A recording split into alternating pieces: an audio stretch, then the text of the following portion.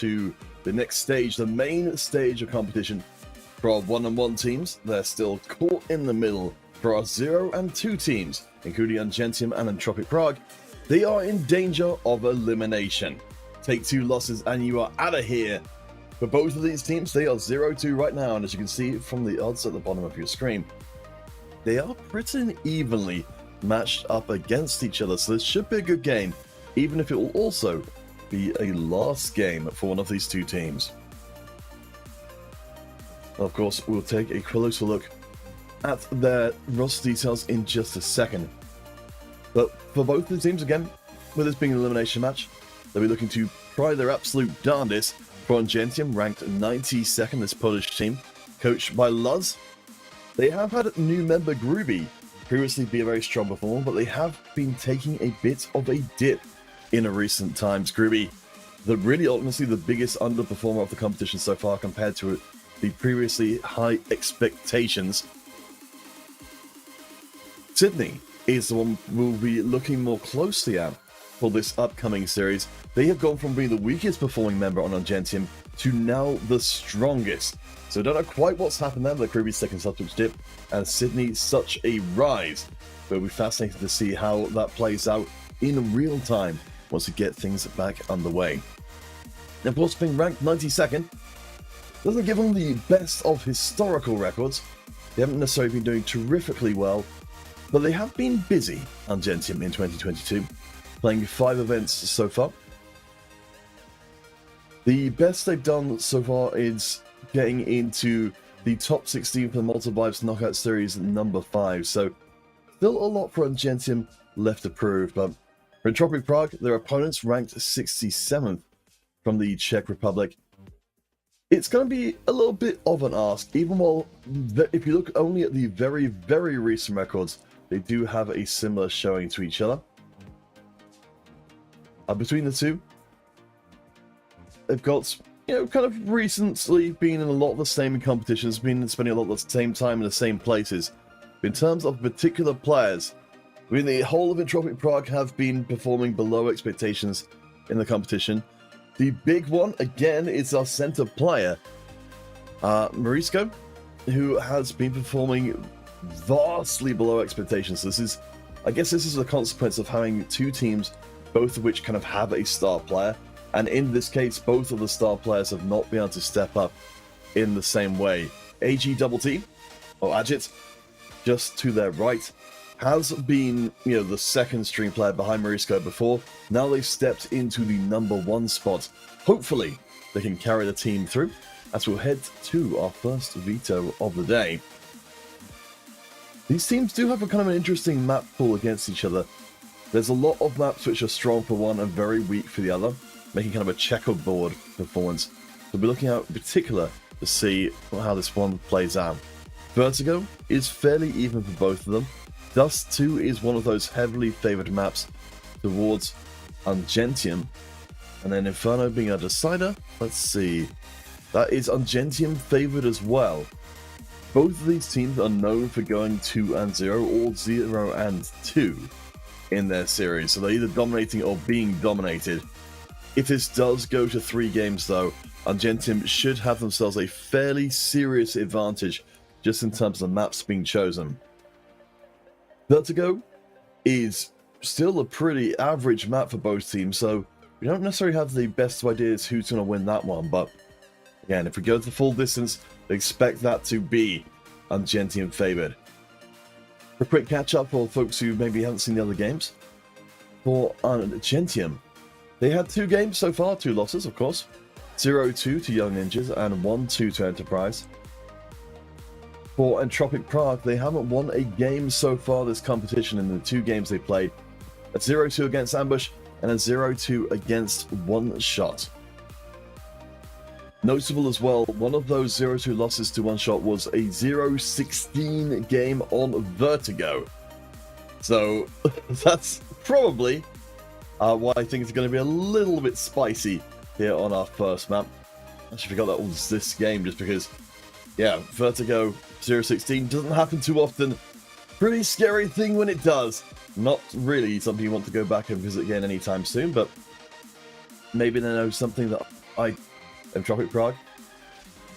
Maybe they don't want to have Vertigo hanging over their head for the rest of the competition. In their series against Ambush, they did fine on it, but didn't get to personally check out the 016 game as of yet. But presumably, something weird happened, as you might hear the sleigh bells ringing of my co-commentator today. Paul's my cat, who is now installed just to my right. I'll see if we can get him on camera at some point, since he's hanging around now. He's got his own seat. Important cat update. Alright, so we'll be underway in just a few moments more. Do let me know in the chat how you guys are going. I'll actually just bring up the chat right now. I'll be casting solo today, as you might expect, with the exception, of course, of pause. So do let me know if you're here to watch a particular team play. If you've got anything which you'd like me to bring up. If you've got any dank memes you'd like to be able to share with us across the stream, I'll be keeping an eye out from time to time on the chat. So let me know. As well, going into this series, a little nod out to our partners. Of course, the Pinnacle Winter Series, the head partner being Pinnacle themselves. You can check them out at teb.gg/winter. With the code WINTER22 for our over 18s only, please do bet responsibly. But let's get into things and see if we can get our teams showing us something a little bit special as they fight for their tournament lives.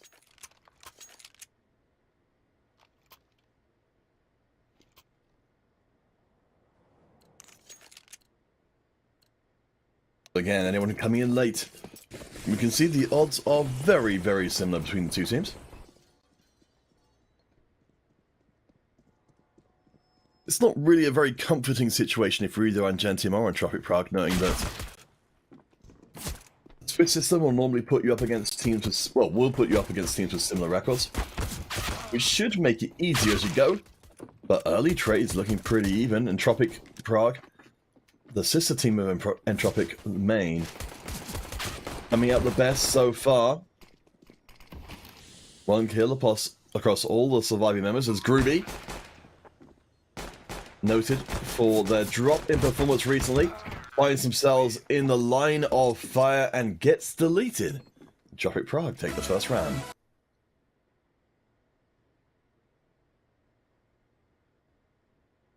Hey, just like that, we have had the possibility of another 0-16 game wiped out very, very quickly. So I suppose that's going to be... Oh my gosh, I do apologise. My cat's been a bit more disruptive. I shouldn't have put him on a noisy pad on the side. But perhaps he is predicting this series. And what a noisy game it will become as well.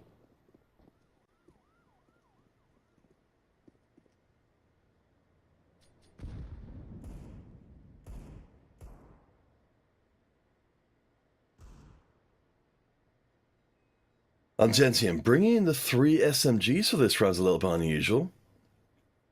As thanks to our production, we'll be able to get a good look across here. And number 2, Groovy defending the site with Luz. Coach Luz. Gosh, I didn't even realize that Luz was playing today. So the coach subbing in. Very interesting. We have seen a few teams doing this. It worked out pretty well before, but in this case it is not going to. Angentium getting pretty beaten up. They've still got 2 of those SMGs in play. So they've still got the chance to farm up some... Oof. Okay, never mind. AG double T.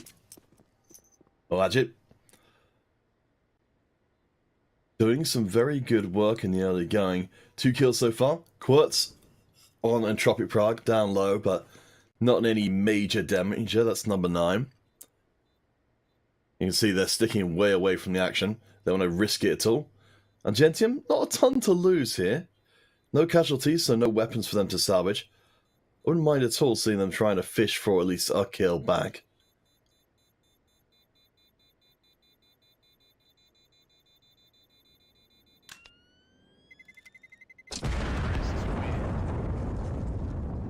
It is not going to happen though. 2 in a row. Entropiq hold on to every last piece of equipment. I think feeling pretty good about how they started here and how they've banished the ghosts of that 0-16 loss very, very early on.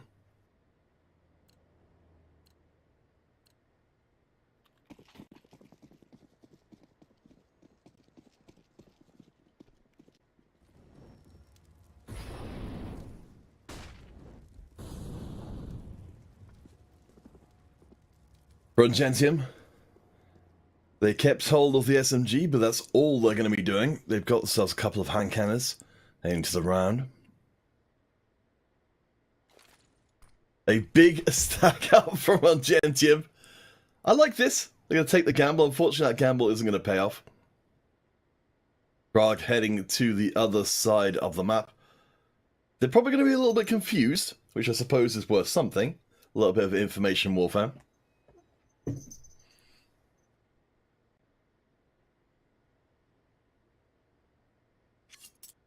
Oh my gosh. Lecker! Well, that is a definitive way to win that fight, as Quirts does find the Tower of Terror. And Angentium, they've got at least a rifle to work with. Exus not managed to get those hits as AGTT locks them down with 3 kills. Biggest multi-kill so far, I do believe. Kruby, last one left standing. Gonna go hide in the corner with their Galil and dream of better days. Of course, those better days should be coming in this next round. We've got a decent amount of money in the bank on Angentium, of course, with that loss streak going. Means they're feeling pretty good about themselves.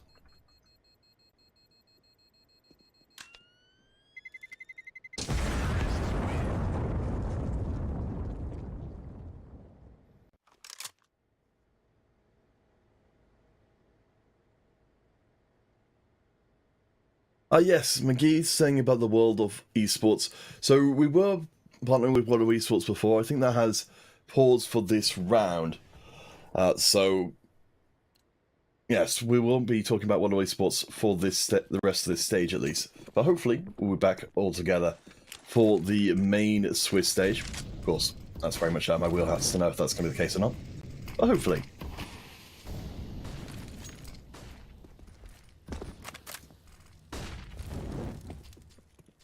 So, this opening section completely dominated by Entropiq Prague. Again, this is an elimination match, but Angentium, they have bought up for this round. So, Gruby holding on to the Galil from the previous round, and pause for everybody else. Utility pretty light as Gruby gets nailed immediately. Entropiq Prague are all over the site. Exus is there to meet them, but just does a little bit of damage before being flamed out and pushed off of the site itself. We have got Quirts lurking around, seeing if any of the Angentium members are going to try anything shenanigans, but the plan is made, and Angentium, it looks like they are wary of losing the little weaponry they've been able to scrape together, and they're going to back off instead, head into the underground, and perhaps find themselves a few stray Entropiq Prague members.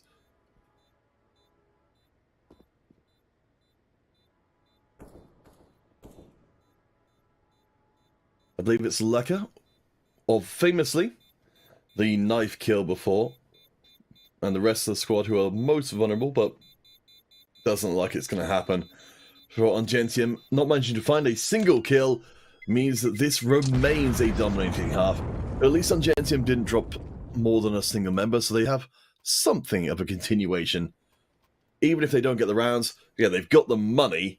Gruby's going to be on AWPing duty, which I imagine they'd be much happy with. They're the only player who's gotten more than 1 kill for the team, and with the majority not getting any kills.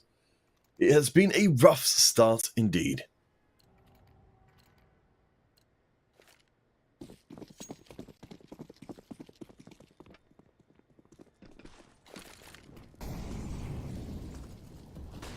So yes, as some of you eagle-eyed viewers will have noticed, Angentium playing without Mathy, who has been one of the strongest performers on the team, being replaced by Coach Luz. Sometimes we've had teams subbing out their weakest member for the coach, and that's worked out really well. Sometimes it's been the strongest member, and occasionally even that's worked out well. In this case, Luz isn't having the best of times so far. It's always going to be tough to compete with your players on the same kind of level. As Gruby gets eliminated again. Nice headshot, or close headshot onto Hones. As Exus again tries their best to hold the site. Entropiq Prague just run the same round back again and have more or less the same results. Sydney being dropped as well. That is the player who has been stepping up and becoming the strongest player in this game, at least on paper, along with Matthew, in theory. Nexus, sneaking out one towards the end. Not bad at all. Angentium at this point, I think, just has to be happy with getting in the shots they can on Entropiq, but the serious damage isn't really being done, and notably as well, Entropiq Prague's economy is starting to get really wild. Lecker, of course, the knife hill from before has propelled them to above 11,000 in the bank, and they're barely having to spend any of that money round to round because the damage just isn't being done in a serious enough fashion to make an impact on Entropiq's economy. Angentium, at least they're not on the T side, so when they are dropping rounds and just holding onto the weapons, it's a lot less punishing than it would be otherwise. So Sydney and Groovy for them, still pretty low, but the other members of the team, Exus and Prism, they've marshaled the little resources Angentium have relatively well. So they won't be going completely without equipment, at least for now.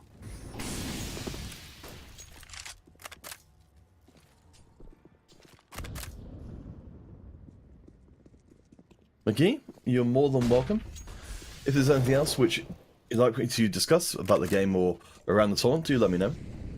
I'm very happy to discuss anything with you guys that's at least sort of semi-related to what's going on. Entropiq get the first kill. Sydney does get it back. That's significant for Angentium, given how few kills they've gotten so far. As Exus does grab the 2, that is notable. Exus has been trending in a positive direction, which is the kind of news Angentium really do need. It will be another round, another plant on B. And Angentium down to 2. Lars actually steps up. Coach Lars putting this into potentially the Angentium first round win. Quirtz, see, getting a little fidgety. They are running out the clock as Prism comes around the corner and knocks them down. Nicely done. Exus's double opens the door and gets these friends on the board. Nice job, Exus. Angentium finally prove they can get themselves around. Of course, while we're getting set up, remind you guys about one of our other partners, Extrafine, the peripheral manufacturer. They have made their very headset I'm using right now, also mice and keyboards, including customizable mice. Definitely recommend giving them a check out. They're really fun. Linus Tech Tips, big fan of theirs as well.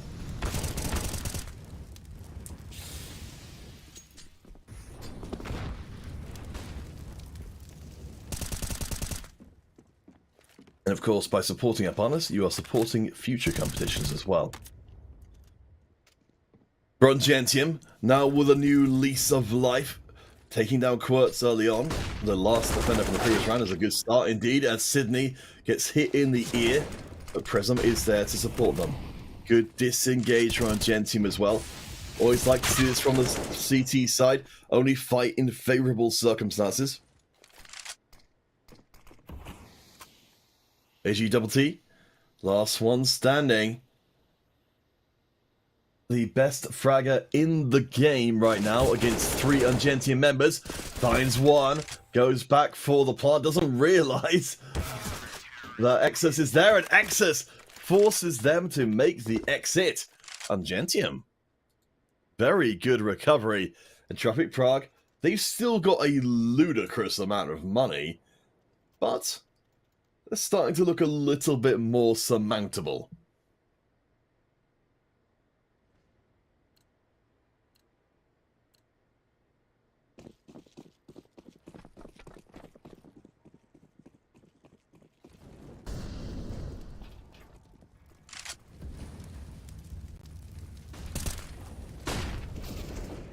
I can see some people flaming Groovy in the chat. Poor old Groovy, they haven't had the best of tournaments so far. First kill to Entropiq Prague. That might be a little bit of a momentum stopper. We'll see if Angentium can still pull together a solid defense to remain on B. Based on what we've seen so far from Entropiq Prague, that's a sensible investment as Prism drops as well.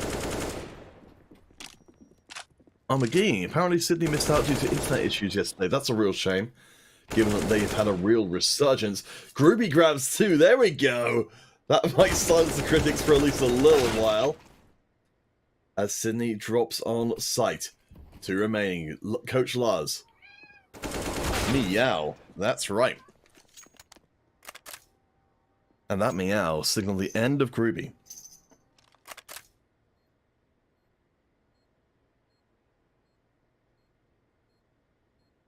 Coach Lars.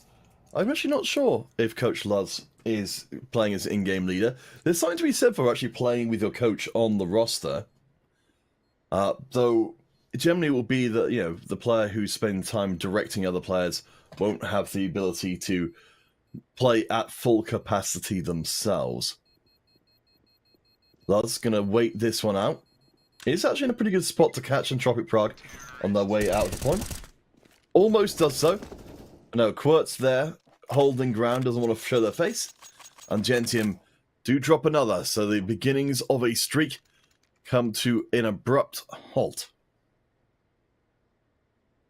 Our series results from Pinnacle will be updated throughout the match. They are match odds, so they won't go too wild here in this first game, but it's certainly looking like, you know, when we've got 2 teams who are very 0-2 or 2-0, there's always a possibility of a blowout here from either side.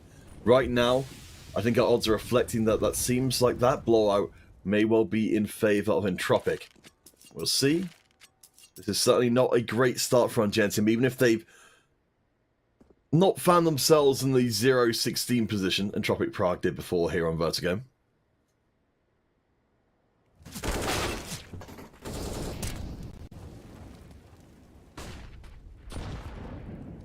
As far as I'm aware, Angentium have played a couple of times on Vertigo. 1 win, 1 loss. It's just kind of an average map for Entropiq Prague, with the exception, of course, of that bigger loss before.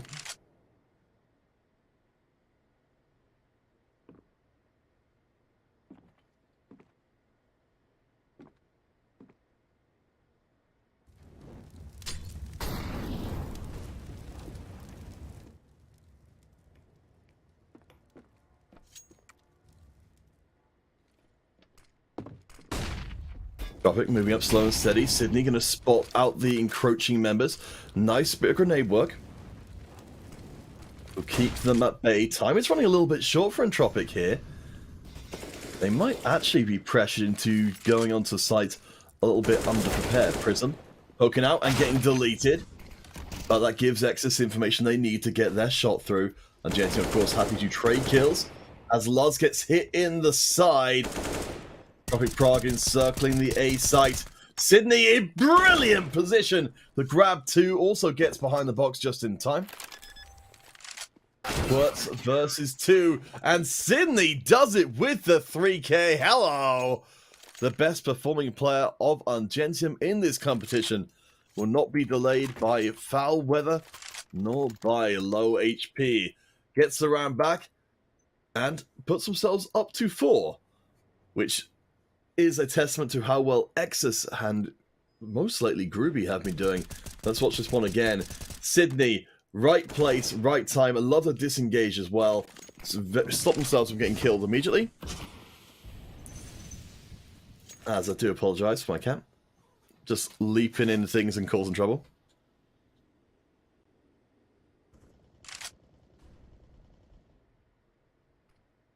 Might need to go rescue him from a cardboard box in a second. Ruby grabbing 2. Lecker getting the trade back, but very much shades of Exus from before.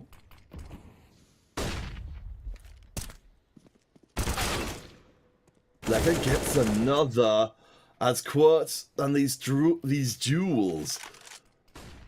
Right now, it feels like Entropiq Prague, when it comes to the dueling aspect, they have the edge for sure. When it comes to the team fight, then it could be a whole different story. Exus, nice close range, close-up sniping. Can't quite get Lecker, though, with a 3 kills so far. Good molly from Prism, 1 versus 2. They've got to make their move in right now. Lecker is gone.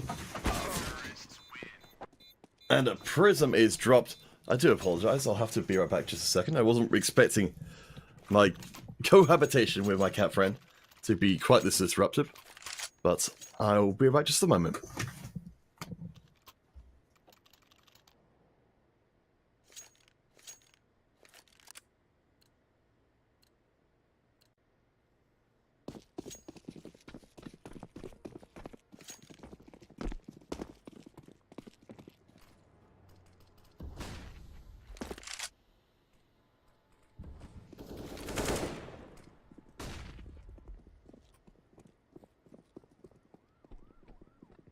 I will see if I can get that furry little jerk onto stream at the end just to make up this. As Entropiq, wow, just absolutely rush Angentium off the field their entirety. Angentium very much trying to keep their heads above water here, but it is not happening. Sydney does at least get the AK back. They've got a chance at defending, but they're going to get hit from the flank in just a second, I suspect. Yep, there we go. Quirtz moves in, and Entropiq Prague, they're off with a very solid push towards the end of the first half. Angentium, you can tell they are trying their hardest, but it is slipping away from them pretty majorly. So if you do want to check out Pinnacle, teb.gg/winter. Use the code WINTER22 for our over 18s only. Please do bet responsibly. Right now, Entropiq Prague looking pretty amazing. Blood TY Life, good morning to you. I hope you're doing well. McGee, you're enjoying the co-caster's input from time to time. Well, I'm glad. He'll come and go as he pleases, because he's very cat-like in that regard.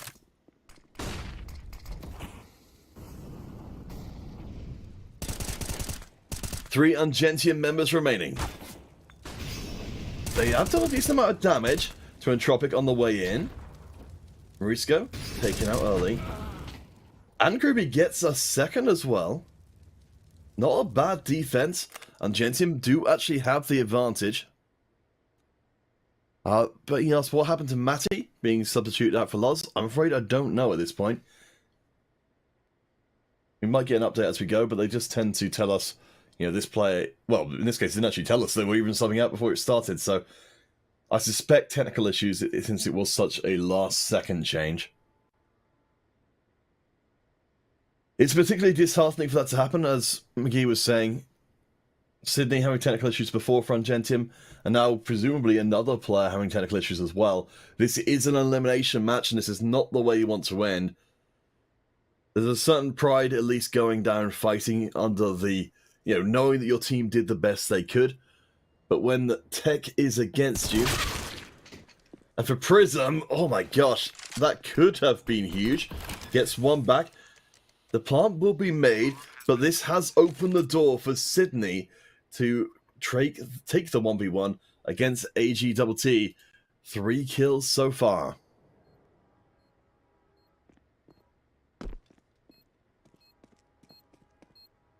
It's time to duel. Sydney is running out of time here. They're playing very cautiously, but they're looking in the wrong place.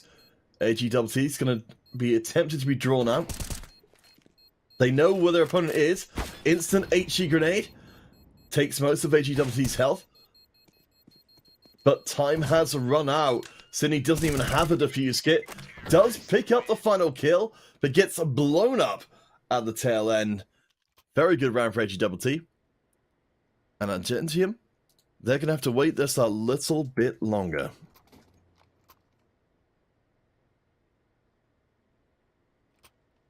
So, let's take a look at the players themselves. AGTT and Quirtz, 12 and 11 kills respectively. Nobody on Angentium with any kills in the double digits, so it's a little bit more even in terms of who's getting the kills. Mag and Scout coming in for this round. Coach Luz saying, don't worry, I've got this. As long as someone walks right into my face, I'm going to make a real big mess of them. Luz is number 1 over on the B side. Angentium holding the ramp pretty aggressively.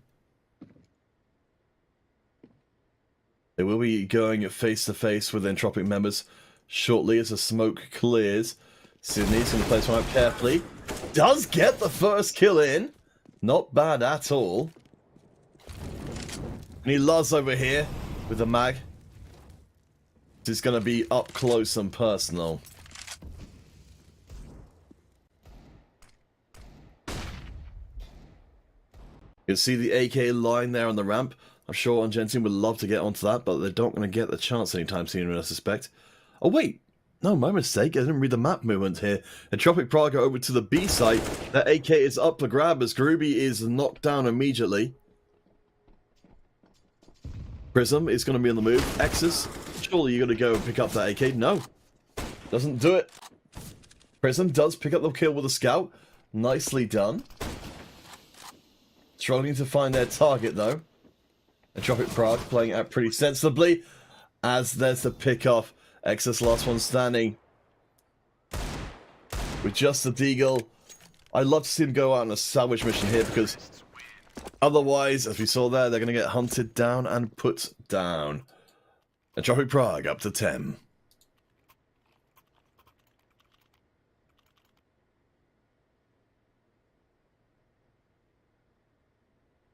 Alright, well, so far, so Entropiq Prague favoured. For whichever team wins out this series, of course, they'll then have to go on and win 2 more games to make it to playoffs. Fortunately, those 2 games will be against other teams who've taken some losses as well, so there is something to be said for going 0-2 in a Swiss. You will never have to play against undefeated teams. In fact, it's something said for going 0-1.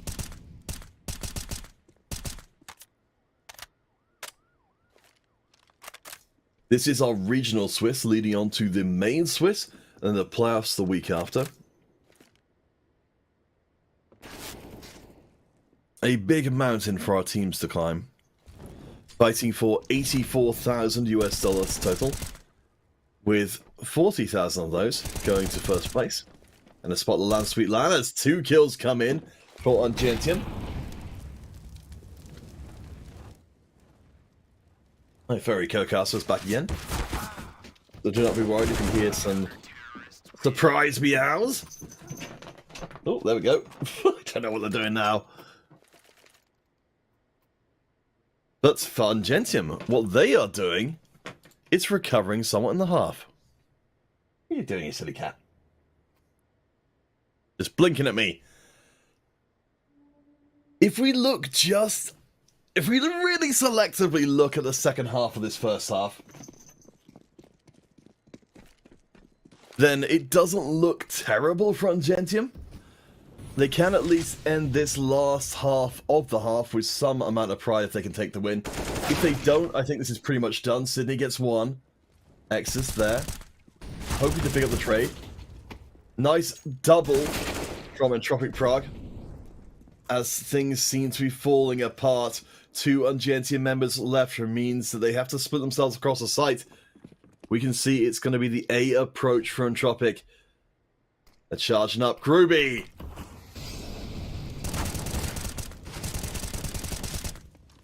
Does pick up the first kill, that takes a ton of damage doing so.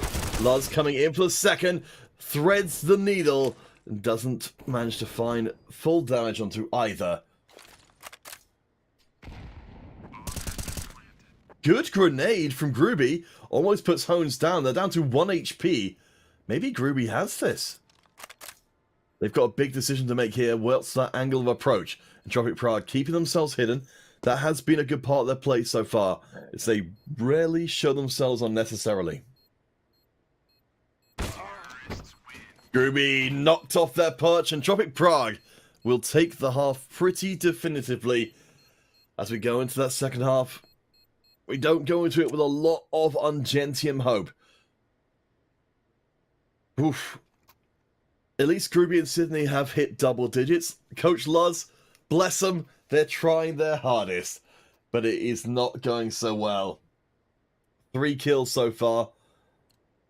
I mean, to be fair, there is Marisco, we noted before, has been somewhat underperforming for the team based on their previous expectations, and that seems to remain in place here. So Coach Luz isn't actually standing out by only being on 3 kills. Mauricio is only on 5. As Entropiq Prague, they pick up the first kill. Alright, Mariso, apparently a little offended by being talked badly about. We'll grab the second. Angentium, they are onto the B site though, they will make the plant, so honestly, I call it a decently well played round. I do think Entropiq is going to be coming back in pretty soon, as Exus doing a nice job on the defense, as we saw them do here on the B site, on the CT side. I think once Angentium gets themselves locked onto a site, they are going to do pretty well, as Luz and Groovy pick up another. No, Groovy, with Exus's help, I do apologize. It's down to Quirts, 1 versus 2. Groovy, Groovy, Groovy, Groovy. Ooh, nice. Grabs themselves a 3k. And hey, Angentium, a strong start.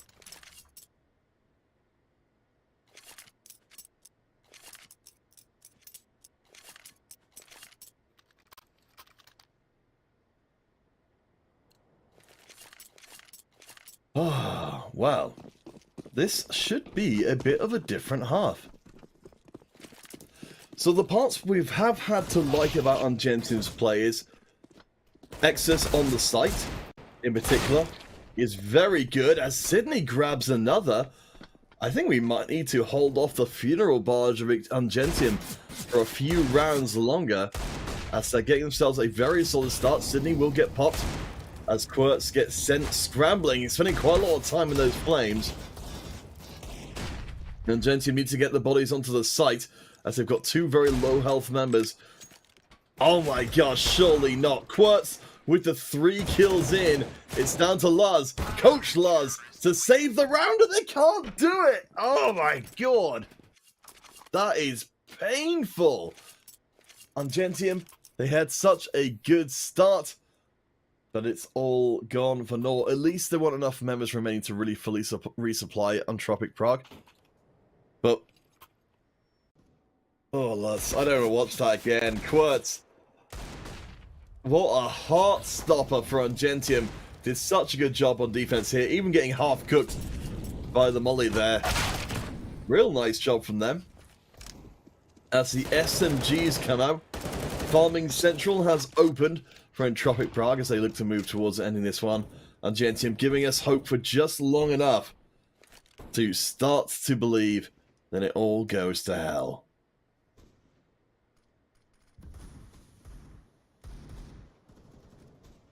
Yes, Teddy One, losing versus Pistols, it is a real kick in the morale.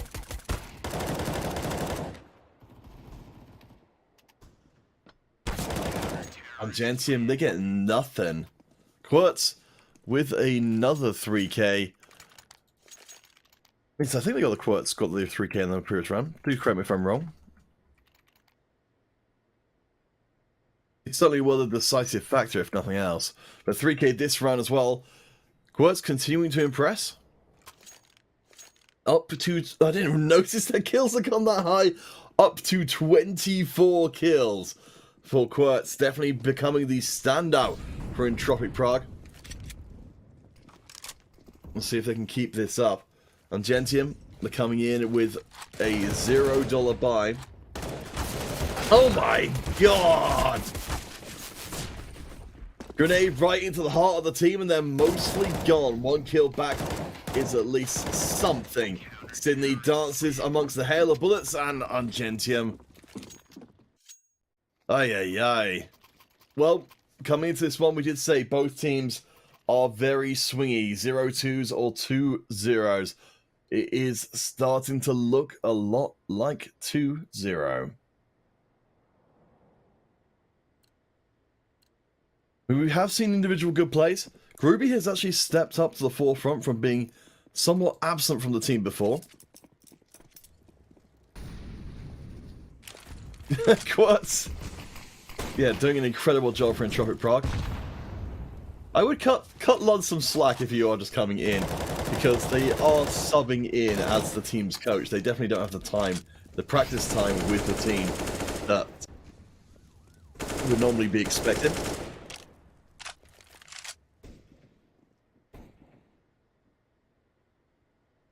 Exus I think the player who's impressed me the most. I mean, Gruby's been able to take some decent trades, but I feel like Exodus's defense has been very, very solid indeed.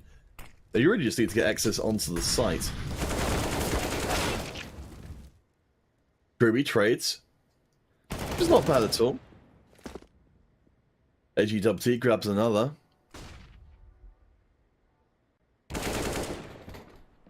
As well, okay. I'm here for this. Luz gets onto site. Prism should be going to grab the bomb sometime soon. There's not a lot of time left in the round. If Luz is going to get backup, but Luz doesn't need backup. Alright, what's going on here? Oh, are they switching to A site? Nice. Entropiq Prague actually getting outmaneuvered in this round.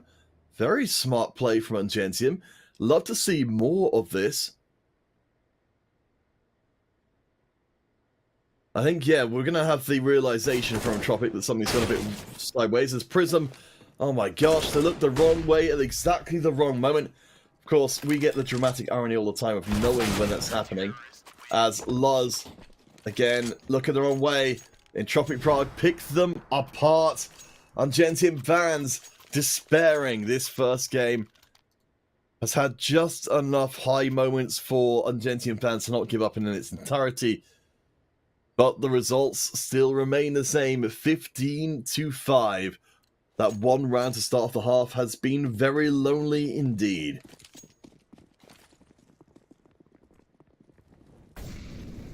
At least Angentium come into this round with some amount of rifles.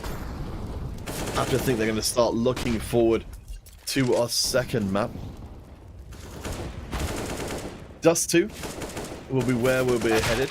You bear in mind that the rest of this series, the maps actually are...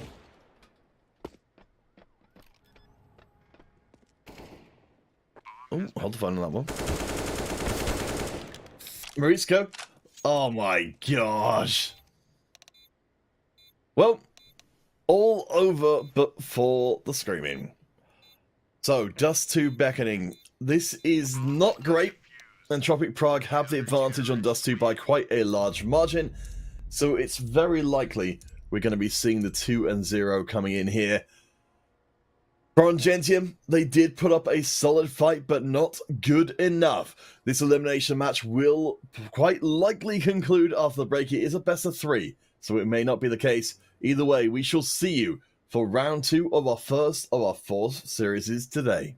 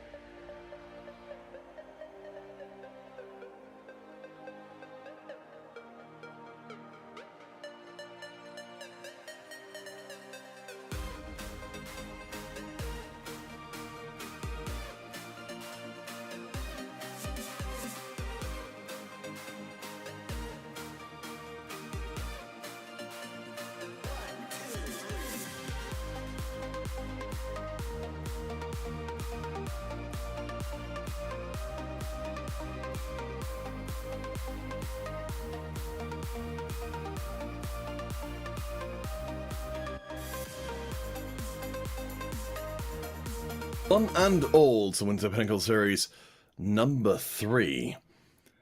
If you're just joining us, you're in time for game number 2 between Angentium and Entropiq Prague. This is an elimination match which will send one of these two out of the competition in their entirety. Now, if you didn't see the first game, you may not have seen some of the amazing performances being put out by the Entropiq Prague members. Quirtz, in particular, standing out, dropping the 30 bomb, 30 kills total, and a 1.84 rating. Lecker as well, doing some real nice work. The whole team looking very good indeed. For Angentium, though, the story was a little bit different. 6 rounds overall and only 1 round on their T-half, despite winning their first pistol round. Things aren't looking great for them. As I said back in game 1, both of these teams are very swingy.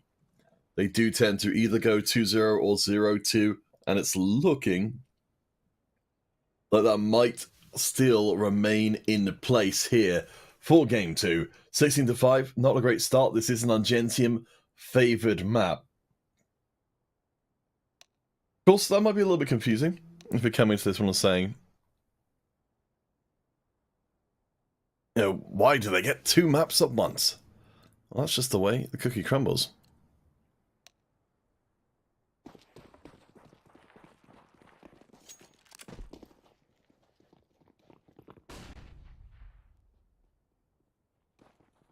Alright, let's see how this one plays out. We're going to need to see stronger performances across the board here for Angentium to be able to make it back in at all. Groovy did step up as the game went on, but it did take a while.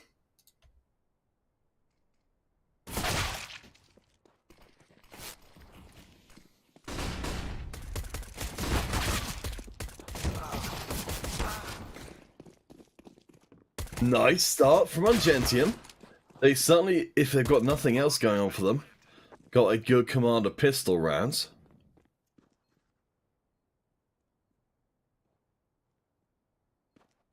Sorry, that was maybe a little bit mean. But their success so far has been pretty good in the pistol rounds. Let's put it that way. But, a big hitter from the previous. It's more than willing to try 1v3. Almost would have done it if it wasn't for those meddling Angentium members. Still, though, it sure beats losing the first round. It's alright, Angentium. Let's see what you've got for us. Angentium ranked 92nd right now, Polish squad, up against the Czech Republic's Entropiq Prague ranked 67th. So certainly, you'd expect Entropiq Prague to do pretty decently well. As a good scout shot, double scouts it up for Entropiq. Gets on the first kill. They won't be able to salvage the rifle. Lecker and Agent both defending the A approach. As Sydney's drops as well. Angentium, you're killing me here. Not a pattern you want to develop. If you're going to have any kind of pattern of win then lose, winning the pistol round and then losing the weapon you just got from that pistol round to the opposing team, that's pretty crushing to the old morale. Angentium can move up in force towards A. Aja is there with Lecker as a surprise. Mauricio going to be moving in their scout to cover the A long approach as Aja actually manages to land the headshot. Nicely done. While they are cleaning up and Mauricio gets the job done. Whew. That is a pretty rough end to that round. Jeez. Very, very good defense, and looks like we are back to resupply city. Entropiq Prague getting about to grab themselves. Let's see, yeah, 3 AKs out that last round. Angentium. This just can't happen. Apparently, Entropiq Prague are exploiting a hole in Angentium's play. They're winning out these rounds, but they've got much worse equipment. As Hones gets the first kill. They're still on the scout. No AWP yet. But they're still getting the kills. Jeez! This is brutal! This isn't even Hones' final form. So utility rains out on mid, and Angentium are forced into, presumably, trying to get through mid. Sydney, they know they can't retreat, because Hones will be looking for them. They know they can't advance, because Lekka's there as well. That's one kill back as AJ finds the flank, and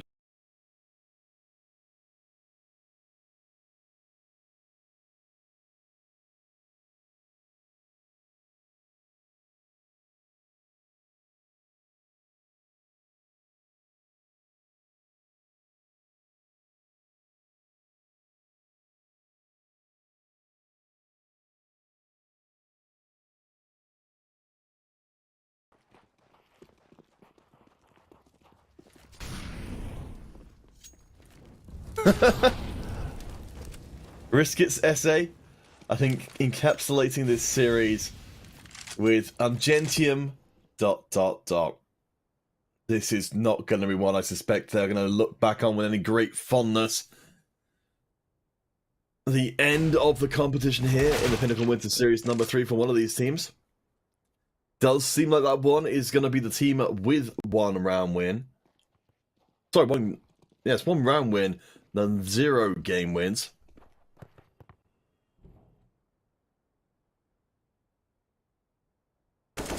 Angentium are still going to try it. Gosh, it's pretty hard to get to the B site up against the rifle with pistols and no utility. I'm not a big fan of this, and Angentium, it looks like they aren't either. They will be switching across to mid, where Hones is going to be waiting for them, not on scout duty anymore. No, actually, Hones is going to switch away, which means the mid is open. Entropiq Prague setting up for a crossfire. Lekka finds one. Hones on the other end of this Death Valley. Angentium decide, nope, this ain't the way.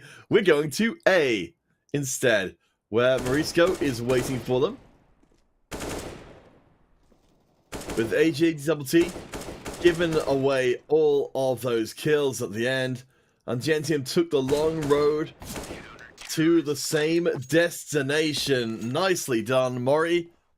Memento Mori.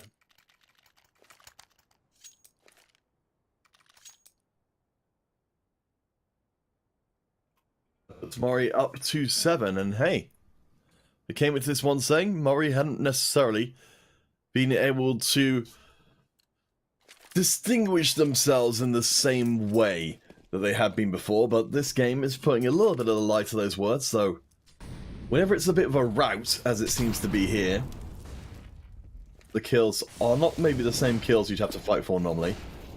Good smoke to extinguish the flame as Mori goes down pretty low. This is a buy round from Angentium. This is the moment they've been waiting for. Coach Luz gets dropped immediately. Mori comes in and rips through the attackers.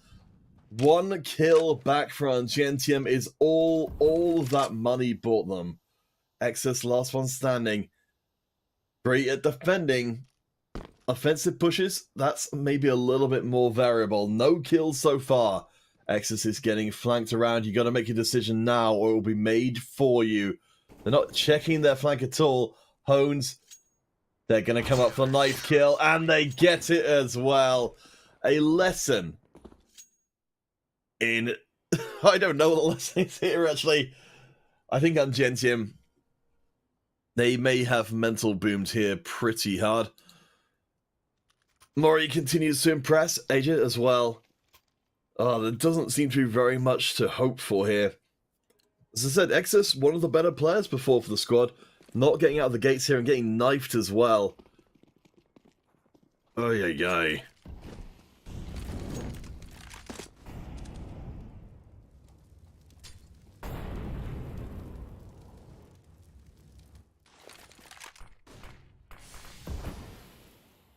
And yes, of course, for you long-time Angentium fans, you'll notice Mathy, notable by their absence, being replaced by Coach Luz. As the whole of the squad comes around the corner, there's not actually anybody on the A site. Lekka is looking back up, but Angentium, this time, they have chosen wisely, going to smoke off the lower approach. Have given the game away a little bit, but all they've got to work with is utility. The flashes are gone. Angentium, they've got to make their play now. This is the only chance they'll ever have to get the bomb onto site. And they do it. Alright, that's at least some form of good news. Lack of fishing, but Entropiq Prague, they actually got outmaneuvered here. They were expecting any approach but this. Retake in progress. Sydney gets the first kill, alright. Groupie another. This has been a very profitable pistol round indeed. While it's not going to go the way of Angentium, they get the plant, they get a couple of kills in. They don't salvage any equipment, but based on what we've seen previously, I would definitely call that a win for them.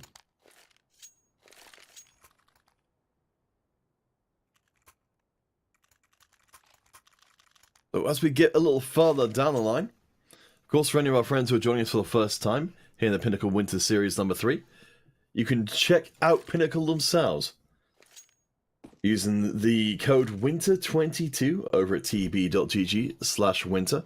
For our over 18 fans, please do bet responsibly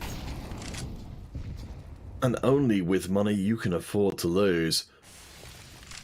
We've already seen a few folks bemoaning their choice of Angentium for this series in the chat, so do be careful. I think well, based on what we had coming into this series, I'm going to check and see.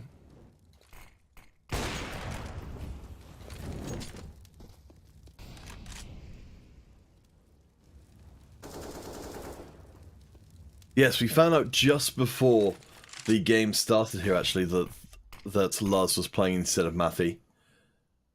So always going to be careful and watch that first round and see if any emergency subs have come in. With this being a very international tournament being played over the internet, there's always going to be the possibility that equipment failure can affect the results. As Murray gets one, but Angentium get the kill back straight away.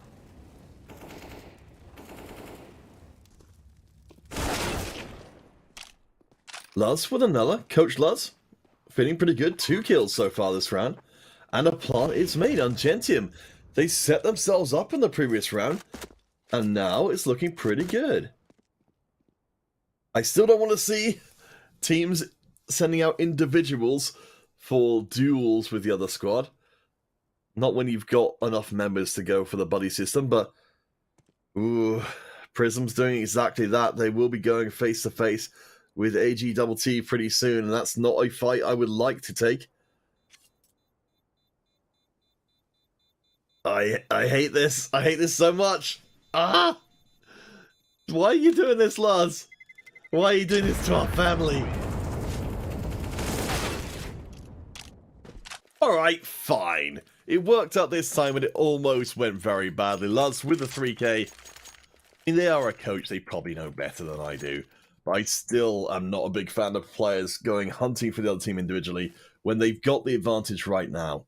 It feels like it's a gamble which is unnecessary to take, and it just goes so bad so often. I do not like it at all.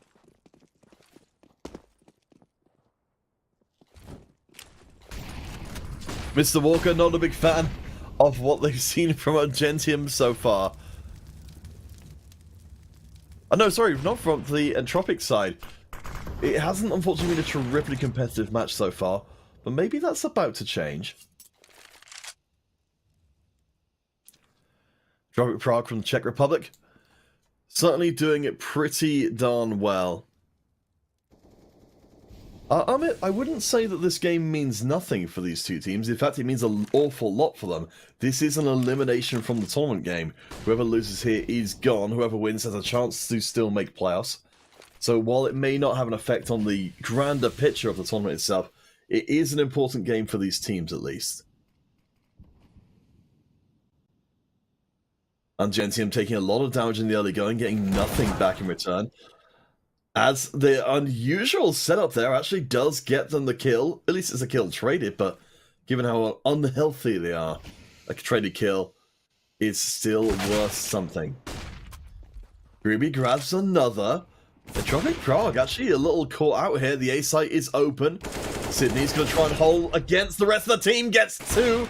They have not got time for the disengage. As Murray grabs one there. Last one standing, but I think they're going to back off. The AWP's too valuable. And Angentium, they get the plant and the win.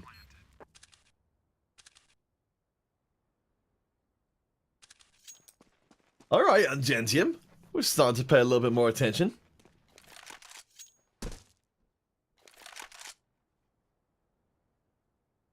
Yes, as Mr. Walker's saying in chat. Angentium, 92nd right now. And absolutely, there are teams who have got lower rankings playing. Though I do think that once you get, to maybe 80s and below, that tends to just reflect a poor performance recently from a team rather than their real potential. There we go. Angentium grab themselves another round. That's 2 in a row. I'm liking a lot more what we're seeing on Dust 2 than we saw on Vertigo. This is something approaching an even half. We can still see our Pinnacle odds are very much against Angentium, but that's to be expected. They've lost one map so far in this first best of 3 for today.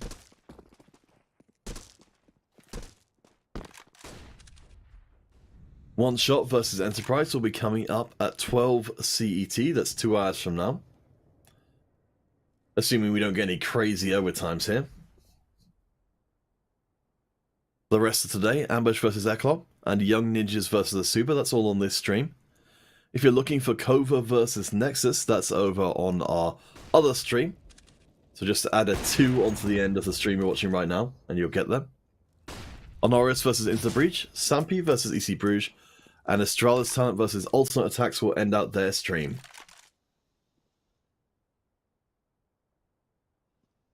First kill to Murray. Feeling very happy they held on to their AWP from the previous.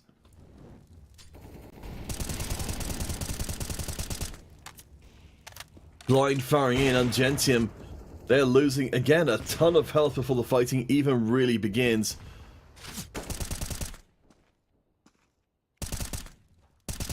Oh, this is a real momentum killer.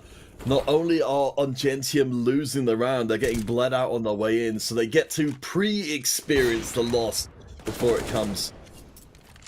Ruby does get one. Hope burns eternal. Angentium, they've got 2 members who are barely alive. I think they will get the plant in, though.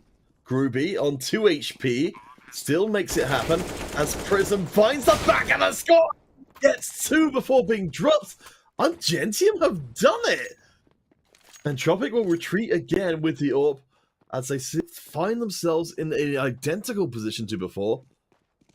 Just with a change of who it is. Entropiq Prague survived with 1 member and 1 AWP, but Angentium, under the most unlikely of circumstances, break through. Entropiq Prague's defenses get the plant. They've now got Groovy. Groovy, what are you doing? Why are you trying to go? No, Groovy, you were on 2 HP. This gets spotted and almost deleted. Oh my lord. Maybe Groovy figured that the AWP was going to be the salvage for Entropiq Prague, so it didn't matter how many HP they had. They would still die to a shot either way, but I'm not a big fan of low health members roaming around the place. I presume they weren't just trying to get away from the bomb. I think they were far enough away at that point to not have to worry about it. When you're on 2 HP, I suppose, you start to get a little bit more fidgety about maybe just catching the very tail end of the explosion and then dying. But we're up now to 4-5 for Angentium. This is a hell of a lot better. And maybe, just maybe, we do get that 3rd one.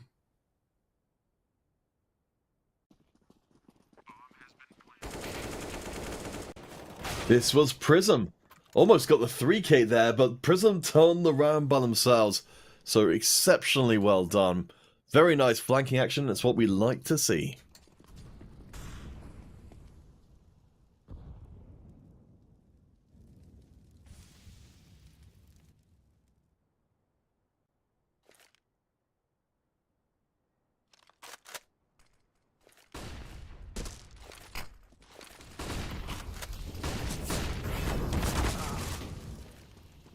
Angentium onto site, and they gain it immediately. Entropiq Prague fall back.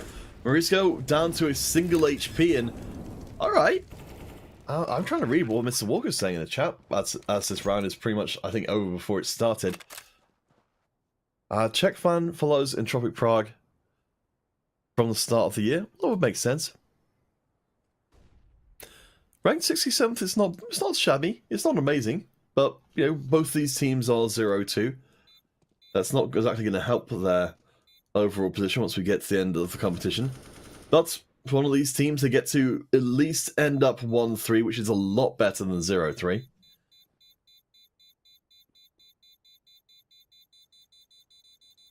Angentium get the plant, get the detonation, survive with every single one of their members, and Entropiq Prague, I don't know if they quite know what's hitting them here.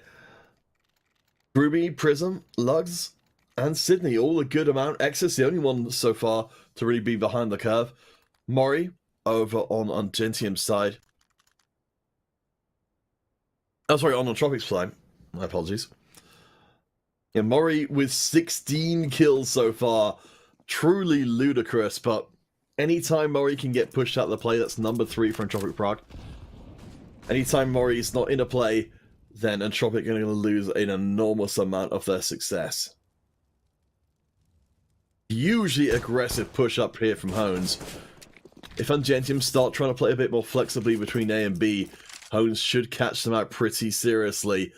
I think it's what is about to happen. Luz actually sees Hones coming, gets the kill. Mori poking their head out. They've become a little bit more cautious with their AWPing. You can see Angentium there again, reading the plays a little bit further ahead of time. Exus on counter-sniping duty, waiting for that smoke to clear. If Exus can hit... No, Prism's gone. The B site approach has been stymied. Hones and Prism, one gone apiece.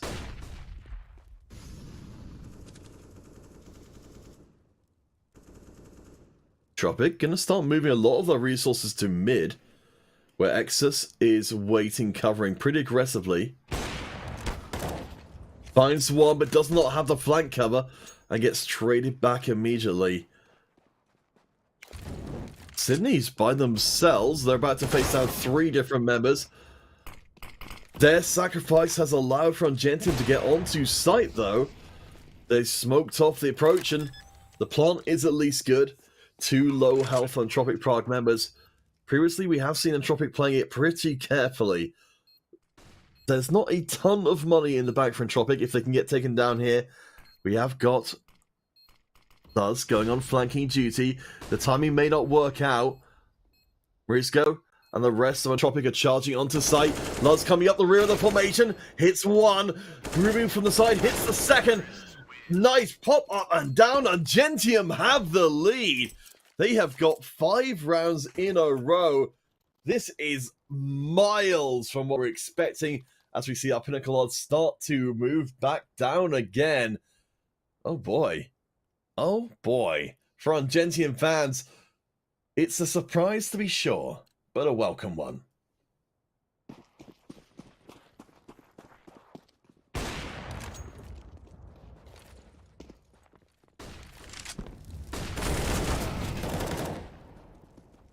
Entropiq picking up the first kill, taking a fair amount of damage in exchange, but the second as well. This may stop the Angentium momentum in its tracks.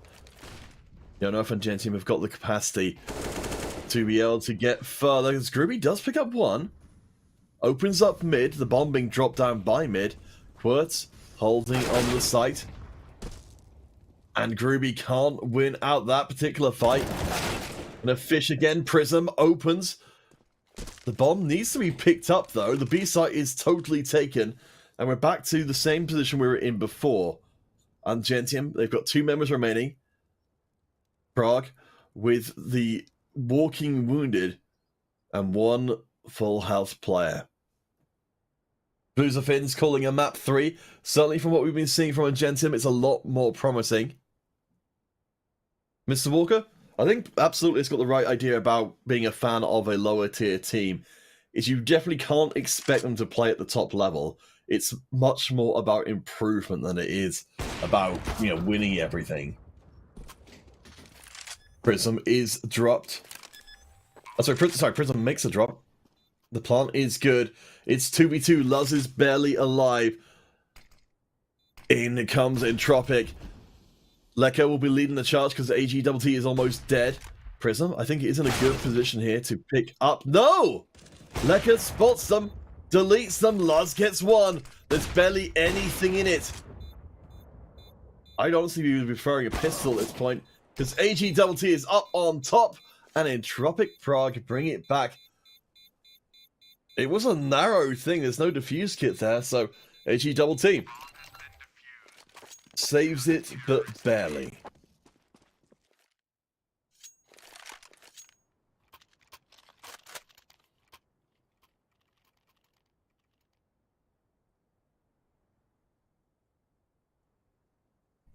This is turning into a much more competitive match than expected.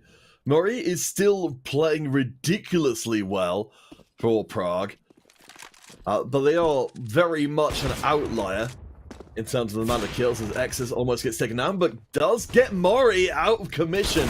This is huge for Angentium, but Entropiq Prague are playing pretty aggressively on the defense. I think Angentium are yet to fully adapt to this style. Let's grabs another. Angentium not got the bomb with them anymore. I don't think Entropiq Prague realizes this is the case, or they would most likely be all over it. Rather than go back for the bomb, Angentium going to try and clear some ground. Nexus knows they've got a great opportunity to hit a shot, but they don't get the chance. Entropiq Prague making great use of teamwork to make it so that it's very hard for a sniper to get a kill without being traded back straight away. I don't know what happened there. AGTT getting taken down by Groovy means we're down to 2v2 again. The bomb pickup is good. The B site is secured. Groovy is waiting for Entropiq Prague to come back, but I don't think they're going to. They're actually throwing utility out to the A site. They've got no idea where Exus is at all. With 40 seconds left on the clock, the plant is good. Angentium feeling pretty smug about their chances as Groovy gets smoked off. Entropiq Prague are on their way in. Exus is very low on the site. Groovy does need to get back into position before the play continues. Throwing multiple flashes and the fire in. Entropiq Prague have been kept at arm's length and they're actually going to back off. Wow. So in the animal kingdom, showing the sign of threat is always worth something. And Angentium, with their rapid deployment of utility, suggested that they would have themselves a very bad time where it did in Entropiq Prague if they were to go any further. There we go. Angentium back into the lead again, and I just don't know what to make of this. Mori is still the best player in the game by miles, but it didn't make a difference in the previous round. They still lost the sniper duel, and all credit to Angentium for finding a way back into this series. It's going to be tight. Exus gets clocked immediately. Don't do this to us, Angentium. This is something of a force from Entropiq Prague. They've got 2 pistols, 2 rifles on the AWP. Now they've got another rifle. Angentium. Oh my gosh. They're getting cut to pieces. For some reason, Angentium just don't seem to have to handle half-buys or pistol rounds from Entropiq Prague. I think it's maybe that Entropiq Prague's aggressive style gets to be unfurled most firmly when they've got very little to lose. I'm sure if Entropiq Prague do make it out of this series, that their next opponent will be looking very closely at how this one played out to not get caught out in the same kind of way.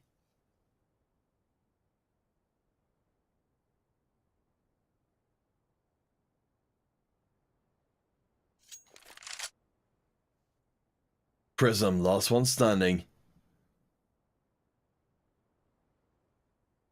Angentium with a little bit of money in the bank, but not a ton. Good, again, good teamwork from Prague.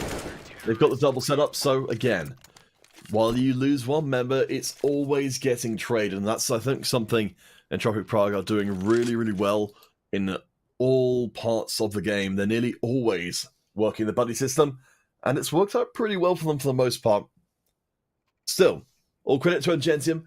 They've brought us to 7-7. Based on the previous Dust 2 performance for the teams, we were expecting this one to be a lot less close. Angentium? Definitely not to be dismissed out of hand, even a map down. Lovely grenade. Angentium going to get trimmed on the way in, but not badly enough to keep them from making the play.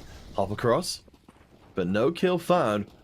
Murray going to be frustrated for the moment. Smoke comes down to keep the sniper from doing their damage.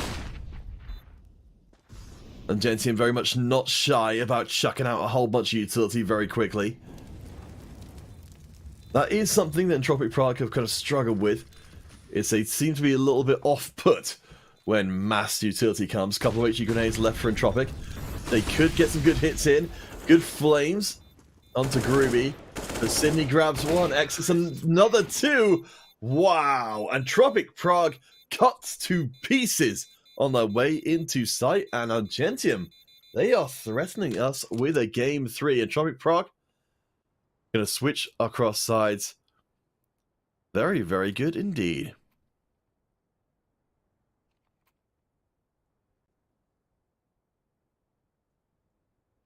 Oh. Alright, let's see what's been said in the chat. Yeah, Mr. Walker happy for the little things in the Czechoslovakian scene. Ah, Entropiq Prague, the second best team in the scene. Very cool. Angentium, they are going through them like a knife through butter. Bones grabbing hold of two, and Entropiq Prague, as we said back in the first half, definitely not the best when it comes to pistols. Angentium had that honor, but it tends to be the round after pistols Angentium struggle with. There's one. As Exus cleans up. So it's being said in the chat, it's easy to forget that Exus is actually a very good player. I mean, looking back on our first map, Vertigo, Exus coming in second with 13 kills. I mean, there was a loss, so you don't tend to expect a hugely impressive performance. But they were the second best on the squad, so do not dismiss them out of hand.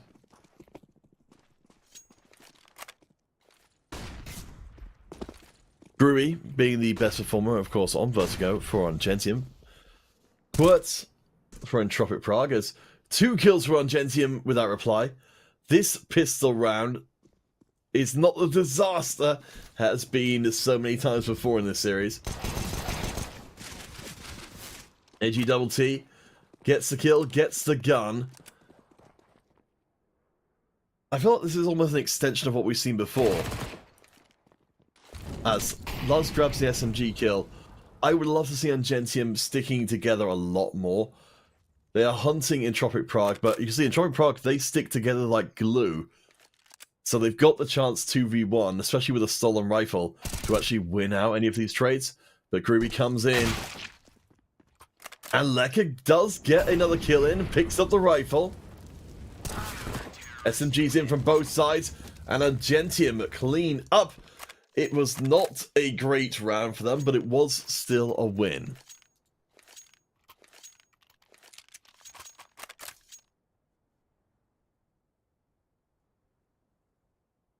We do see Angentium starting to come back into more of a consideration now that the second map looks like it might actually go their way. Clean start so far. So the first part of the equation is done. This will be a bonus round for Angentium, holding on to the SMG. Though not much of a bonus round. Angentium did have Exus on a more aggressive push. Love to see this. I personally do enjoy teams which get out onto the map and gain information one way or the other. Entropiq Prague stacking up a mid. Yet flash, but they know, now at least, there's nobody directly there to stop them. Exus will be covering mid, but they're by themselves. 2 and 2 on the site. Angentium defending pretty far forward on the A. AG double T. Keeping their eye on any Angentium rotations. None found. Quartz grabs 2. This is the star player for Entropiq from last time around. Sydney find themselves in an awkward position. Does get 1. Using the smoke to transition. Finds the 2nd. Nicely done. And a 3rd as well. Wow. Sydney holds the site by themselves. They have got the bomb. The health bars on Entropiq are very low. Sydney gonna lock off one entrance. Very smart. 35 seconds left to play. Blind firing through. They know they only need to cover one approach, which is worth a lot. They're out of utility now, though. You can see, switching back and forth. Where will the attack come from? Firing from Quartz suggests some sort of trick. But no, Quartz round the corner. And it's an Entropiq Prague's round. Super strong performance from Sydney, but it ultimately wasn't enough, even with the 4K. Incredibly heroic defense there. But Entropiq Prague, they get into the half. A little bit less of a achievement than it would have been had they had the lead from the first half. We'll see what happens. We've got got Scout and M4 set up for Angentium. As Groovy does get clocked pretty early. And Nexus is dropped. Groovy does actually finalize the kill. That's going to be worth quite a lot. I don't imagine Angentium are going to be able to get back that rifle anytime soon.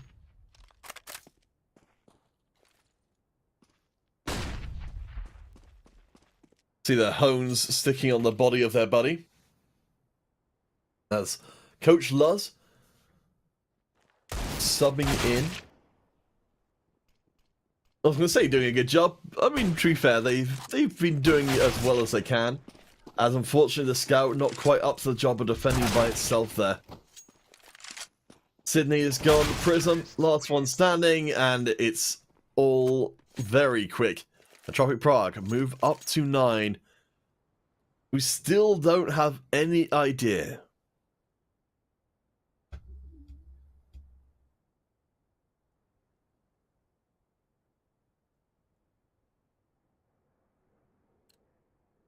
Gosh, I absolutely love that the Twitch chat is actually full of people having good discussions about the teams and their hopes and dreams for them.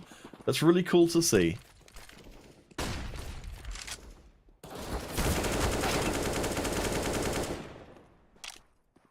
Wow. Well, that was brutal and short. Coach Luz, last one standing, made a solid attempt at the end. Luz, say, we didn't expect much from them. We didn't get a huge amount in Game 1. They're doing a ton better here in Game 2, and I think maybe this is reflecting that I imagine Luz has got a much smaller pool of maps they're comfortable on. Maybe Dust 2 is just one of their favorites.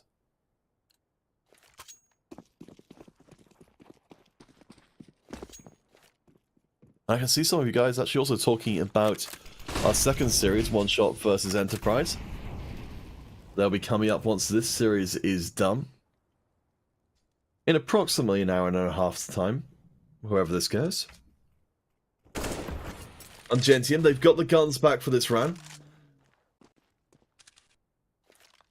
They just need to keep that focus going. Very much breakpoint for either of the teams. Prague have the money in the bank, but Angentium do not. If Angentium lose here, the series could be done for. This is, of course, Game 2, our first of our 4 series here today. 4 more series on our sister channel as well. CCT_EN2, as opposed to us. We're just EN. Groovy gets 1 before being dropped. Sydney going pretty aggressively. Interesting throw. Very short flashbang. Sydney gets 1 and 2. But Entropiq Prague, they've managed to sneak onto the back of site without the bomb, which is a little bit of an oversight. We've got Angentium coming in from the flank, moving in reinforcements to get the bomb itself. Good molly, buys space for the reinforcements to arrive from Angentium, and they are set up for success. Squirts, though, is so deadly. Exus, those reinforcements have arrived in Angentium. Win out the round, so important for them. They hold on to 2 members, including an AWP and an AK. We're back in the saddle for Angentium, and with a real chance of forcing it through to Inferno.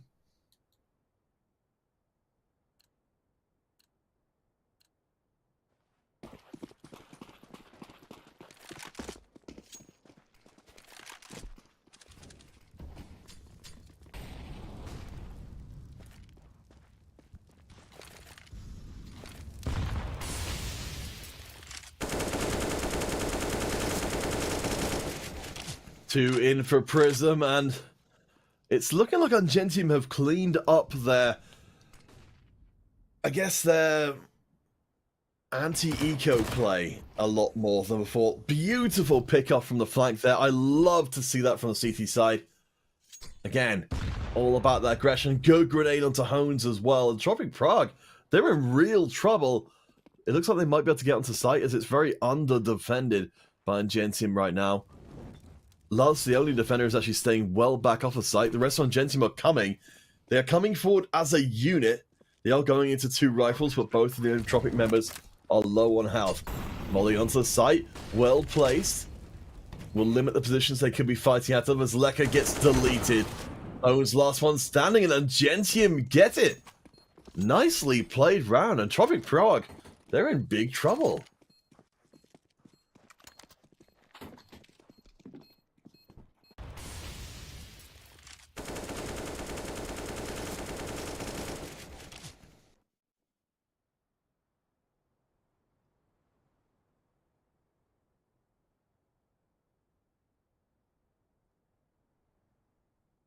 As Mr. Walker saying, it's always a wonderful thing to be able to see your country represented on the world stage like this.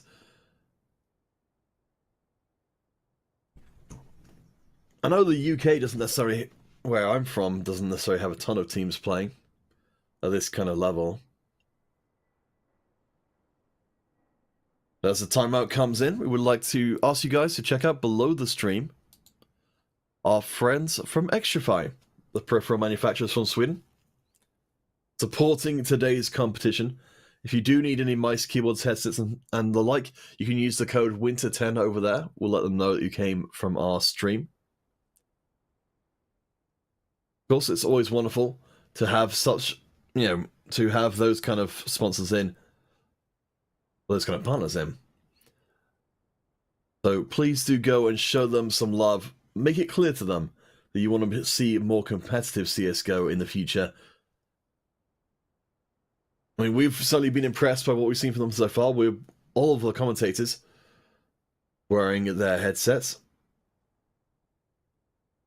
As we get a chance to spend some time with Senior Palm Tree. A little bit of nature to cleanse the palate before we get into our last part of this second game of our first series. Of course, as well, it would be remiss for me not to mention, of course, in the Pinnacle Winter Series number 3, Pinnacle themselves. For all of your betting needs, teb.gg/winter with the code winter22. That's kind of the site for this particular competition over there. Of course, please do bet responsibly and only with money you can afford to lose. I have certainly got not any idea how this series is going to play out. I don't think anyone was really expecting Angentium to mount quite as strong of a comeback as they have been doing. In terms of the match overall, Map 3, if we get that far, will be Inferno. And that's an odd map for Angentium.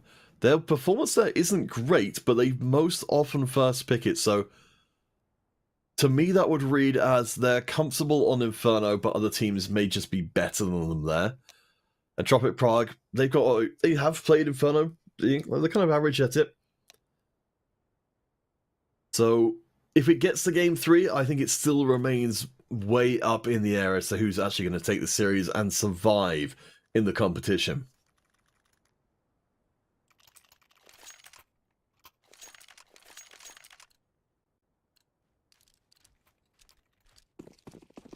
For whichever team wins, they go up against a 1 and 2 squad tomorrow. For whichever team loses, they are gone from the competition and they will have no further chances. Entropiq Prague, they've got the money for the round, they've got the AWP for Mori. They've got a very A-centric defense. I don't know if Entropiq Prague are going to realize this.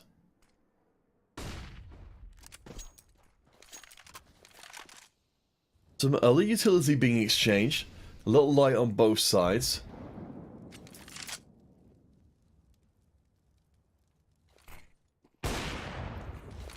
Excess almost hits the shot. Entropiq Prague really mid.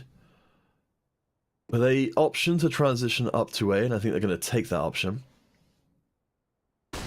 No one is actually there on A shot to meet them. So they should be able to get up towards the site. They're going to have a two-pronged approach here, AGETT. Coming in from the south. The 3 from the north. Works as well, providing disruption. Angentium at least do have their members more or less where they need to be. Good flame off for Angentium to keep there from being a two-pronged assault. But we've still got 4 members against 2 in this initial push.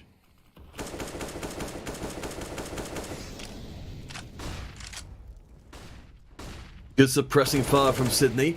As Luz grabs the first kill. Trying to click some heads up on top. Angentium playing this one out fairly carefully, but AGTT means that the lead is very briefly theirs. Down to 2, and Entropiq Prague get the plant in. Angentium, interesting approach. AGTT coming from the back will be the last member standing. They are going to be a known quantity as the defuse is teased, but Excess gets away in time, gets cooked. As the round ends, Excess holds on to the AWP. Angentium one step closer to Inferno.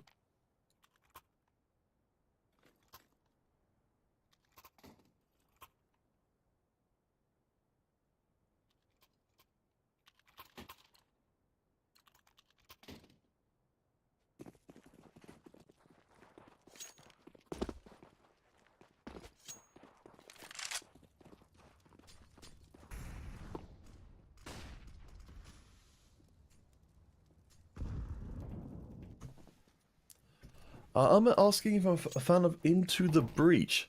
I don't think I've cast Into the Breach most recently. They got Smoothie on the roster for this tourney, not looking too bad. I'll keep an eye out for them. Thank you for the tip, Matt. They're only casting, you know, some days and some teams.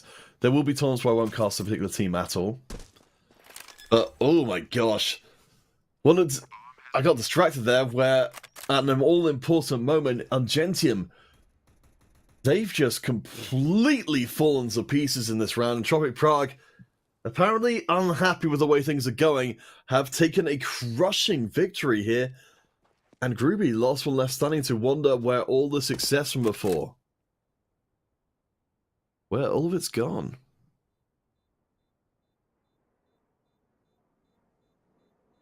I mean, I can definitely, you know, there's a ton of crossover between Valorant and CSGO, so there's absolutely nothing wrong with being a fan of one game as an esport and one game as a game to play. You know, right now, none of us are playing the game, we're all just enjoying it as a spectacle. And quite a spectacle it has been for 2 teams that are 0-2. This series has been, particularly in this game, a lot better than we would have expected. You know, when we've got 2 teams that are so close to being eliminated, you do get to see their full capacity as Quirtz. Yeah, just completely tore through the squad there. Quirtz is a force of nature for Entropiq Prague, and I think as long as they stay out in the field, and Mori as well, then hope remains alive for Entropiq Prague to end this 1-2-0.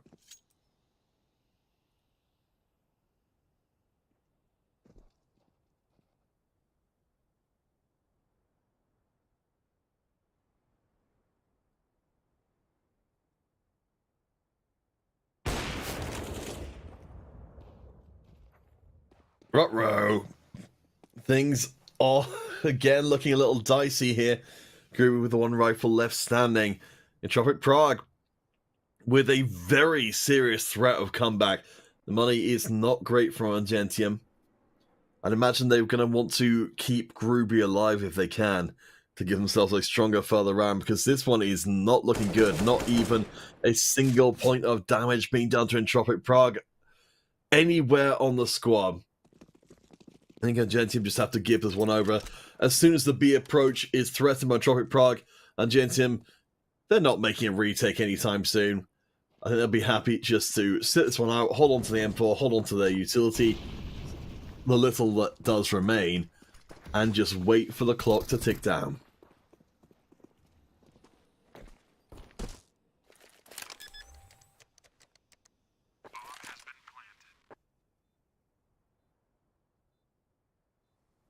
Canaris thinks that Entropiq Prague are going to go on a tear through the rest of this game. I think it's very possible. It's all going to come down to whether or not Angentium, once they do get their full equipment load back in, can get the kill. So as Groovy does pick up the first one. Good disengage from Angentium. They're not going to push their luck too much further. Though Quartz is up for a scrap. Going to try and chase down the Angentium numbers. I'm not sure I like this. Good grenade takes half of Quartz's health, and they say, nope, you know what? I never wanted this anyway. And Quartz gets taken out by the bomb. Entropiq Prague, they may have won the round fairly convincingly, but that end of round sequence was not as clean as it could have been. That's still 2 in a row, though. Oof. I just don't know what to think. This, again, will be the turning point, though. Here in round 26. 12 to 13. Angentium don't have the money to buy up again for a while if they lose this round. Entropiq definitely do. Thanks to Mori and Lecker having a ridiculous bank accounts. Angentium want to make this a series. This is the round it happens.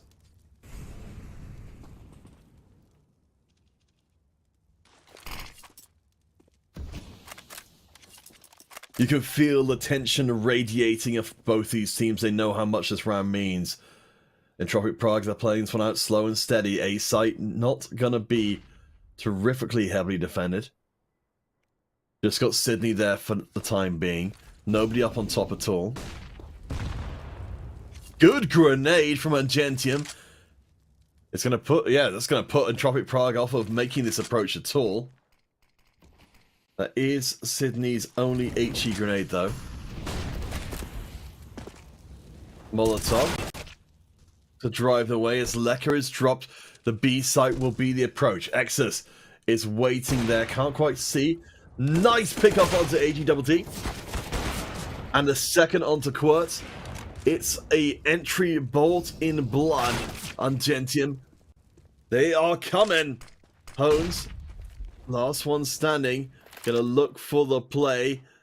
You can see Angentium, they read this is happening. They're trying to get onto the site quickly. They've got the two-pronged assault. You see Hones looking around from side to side. They know they're caught in an untenable position. Angentium, very ungentlemanly, grab themselves a 14th round and stop that momentum, that 3 in a row that has just been put to rest. Up to 14. And a little bit of a resupply as well. Angentium, they're where they need to be to make this a series. Entropiq Prague, they've looked strong, but are they strong enough?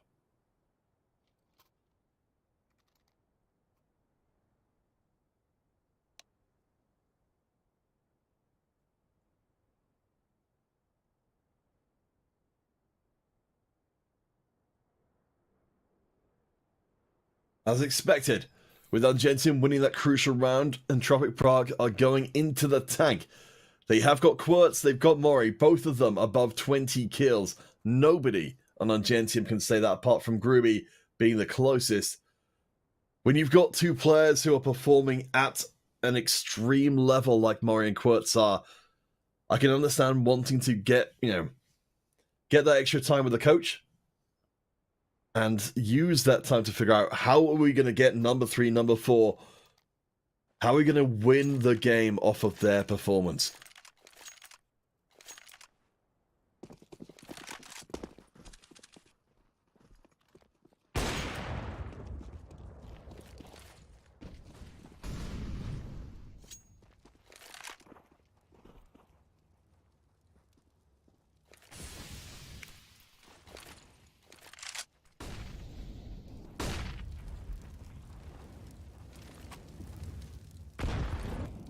That grenade was absolutely filthy. Angentium, their utility has been on point, and this is the flip side of Entropiq Prague being much more of a team that plays close together, is they ride or die at the same time. Angentium definitely have got the flavor of Entropiq Prague. They're going to have to be actually staying in more or less the same place, still pushing forward despite everything. Mori the first to go. Quetz is the last one of the big players as they're all falling to pieces. Angentium with 4 members remaining. AGWT has got Lekari as well. I think Angentium have got this. Incredibly impressive stuff. And hey, I don't think really anybody expected this, but it will be a very, very solid CT half indeed. The whole of the squad doing very well. Gruby, Prism, and Sydney all pulling off some pretty impressive feats that have gotten us to this point. Inferno is beckoning. Entropiq Prague, they've put up a hell of a fight. And they will get the first kill. See, this time in Entropiq Prague, they fall back as a squad. They don't get hit by the HE grenade. That's a lesson well learned. And it's also a very good attitude to have generally in gaming towards your opponents. They are always there to teach you something. It may not be intentionally, but if you lose, that's a lesson you need to learn.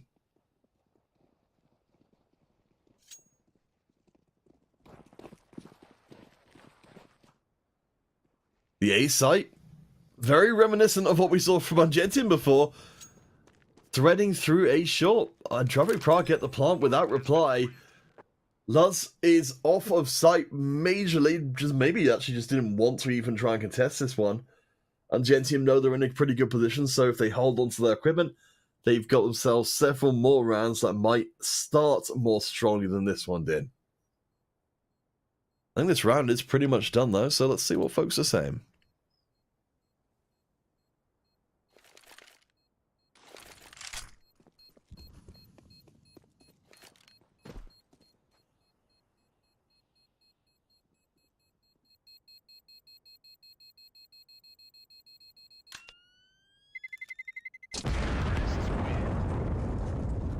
Yes, as Omid says, we very much encourage folks to be very responsible with any betting done. As I said, you know, it's very easy to end up in a bad place for that.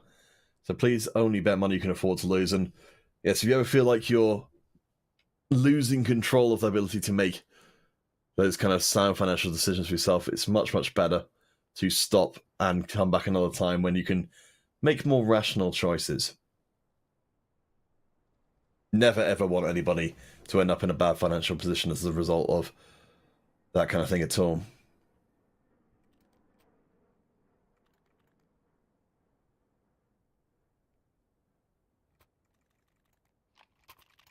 Well, we shall see. For Angentium, they've got themselves the position they want to be in right now. They've got their equipments remaining in hand. Entropiq Prague, these next 2 rounds determine everything. Either Angentium find one strong round start and they fully commit in for it, or we end up going to overtime.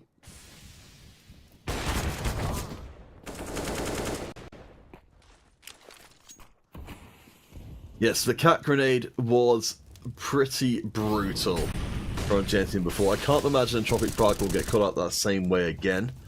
And getting the first kill in, Again, Angentium, they don't need to take this fight. They can concede a site, hold on to all of their equipment, and come into this last round with, you know, everything that they want to close out this game. Overtime is definitely still on the cards. Nice hitchy grenade, but Sydney is caught out.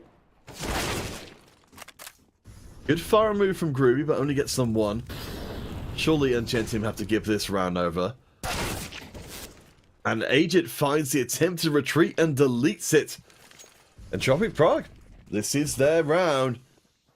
Overtime is very possible.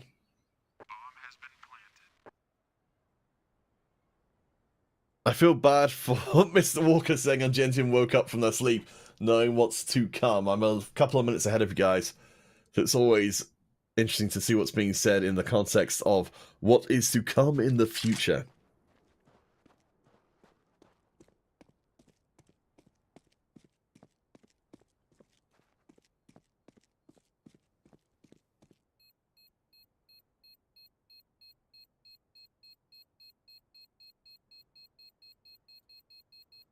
Time ticking away, and Prism, last one standing. Angentium, they've got one more chance to avoid overtime, or this could still be a 2-0 series.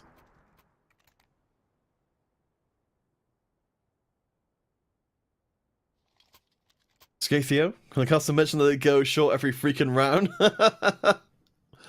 Yeah, that's a fair point.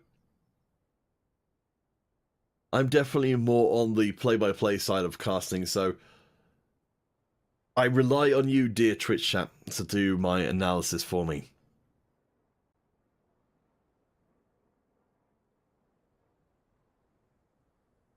Angentium, yeah, they're going to have the timeout coming into this one. They don't have the best of buys either.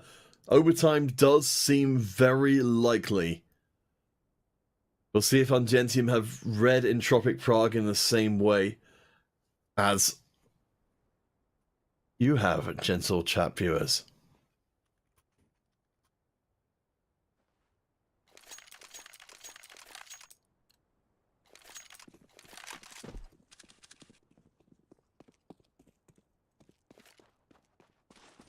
Oh, there we go. Entropiq Prague aren't going to go for the A-short approach. They're instead going to try and hang out towards B instead in the tunnels. Note that we do have Prism there on A-short, ready to receive any such diplomatic mission from the Entropiq Prague side. That's not going to happen, though. If anything, there's a lot of utility going to mid where absolutely nobody is. Entropiq Prague, one step away from overtime. Angentium, one step away from game 3. This is the rounds we live for.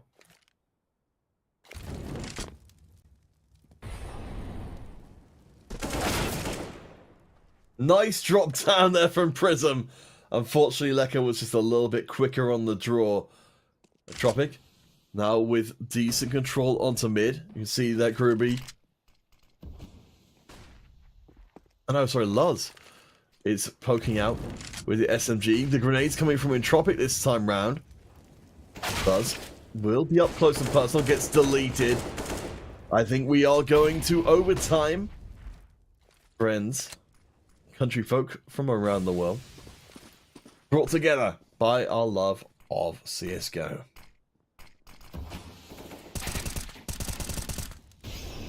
Exus with the 2K Marie gets one back, but Angentium successfully reading Entropiq are going to start rushing towards the site. They're not quite there in time to stop them. Sydney, last one standing, and they are gone. We are going to overtime after all. Let's go round again. We've been having such a good time here on Dust 2 that we just need to have some more, I suppose.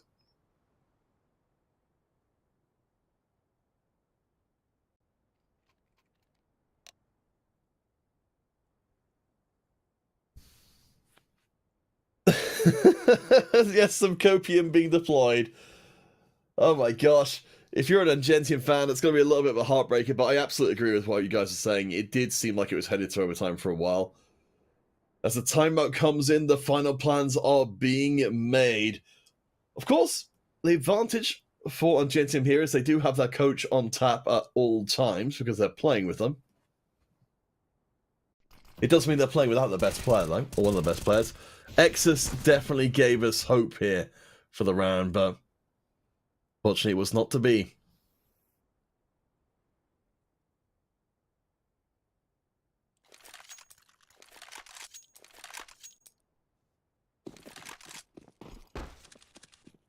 Oh, and for anyone who's getting bummed out by spoilers in the chat, do not worry. They are always fake. I'm watching the game live, even if it's on a 2-minute delay to the stream, and I can tell you again, I've never seen someone give an accurate spoiler. It's always just for a troll. So, don't worry, you're not being spoiled by results. No one could know it faster.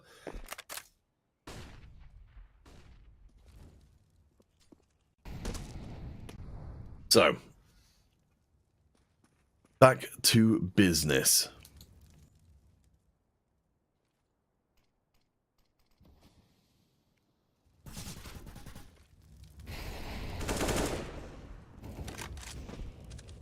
Entropiq Prague on the CT half of overtime. Pick up the first kill. They are back onto A short, of course, to the delight of everybody. And they bully their way through. Sydney's doing their best. Does get at least one kill. Looking for number 2, but not finding too much of anything. Angentium with a little bit of an awkward retake.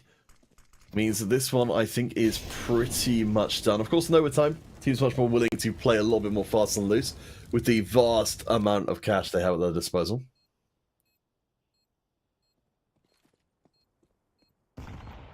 Groovy, sneaking up through the smoke, does find their target and gets the deletion. Alright. Gonna get your move on, though. Ninja Defuse is going to be attempted as Groovy grabs another. Exus almost gets the defuse, but Entropiq sneaks that one out. That could have been a disaster. I think it must have been only a matter of a few moments with the defuse kits.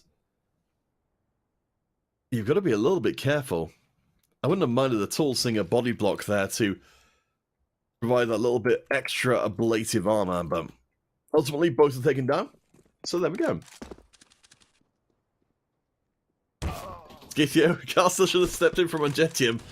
I can tell you now, Luz is playing a ton better than I would be. Honestly, while Luz took a little while to warm up, I think as far as a sub has gone, Angentium, they've done pretty well under the circumstances. They've lost one of their best members playing with a sub when they're potentially about to be deleted from the competition. These are not circumstances I would wish upon any team, but they are giving us a fight.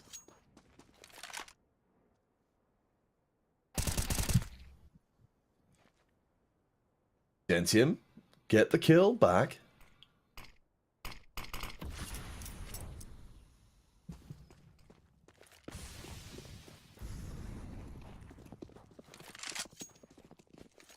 Alright, Entropiq, they're looking a little bit more confused as to where to go next.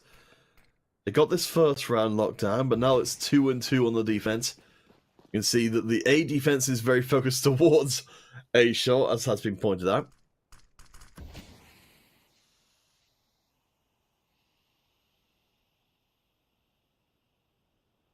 Oh, Miracle's saying that I'm wrong about the spoilers. I suppose that could be true. That could be true.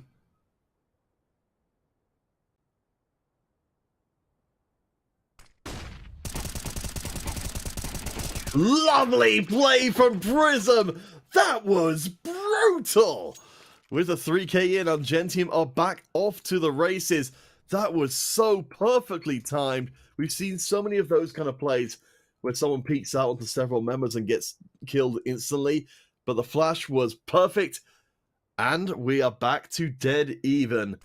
That is one for the record books to show the grandkids. Remember when your old grandpappy got the 3k off of a flash.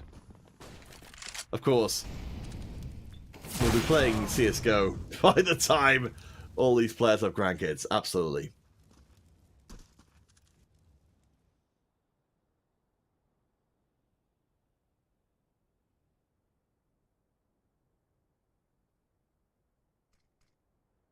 Mr. Walker, really do appreciate how much you have been writing, but yes, definitely don't get a headache from writing as much as you have. You've actually been writing an article in the chat.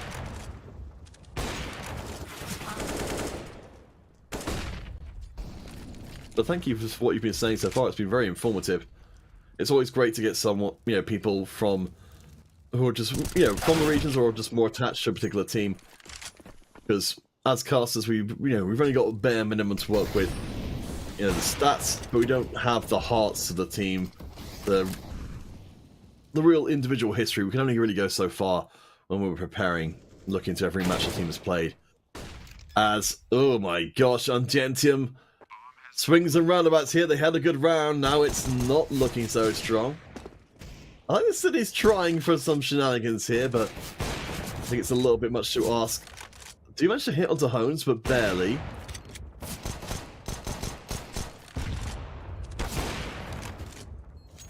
Sydney doing a nice job here. I don't think this is going to make a difference, but they put up a good amount of fight, and Entropiq will take the half.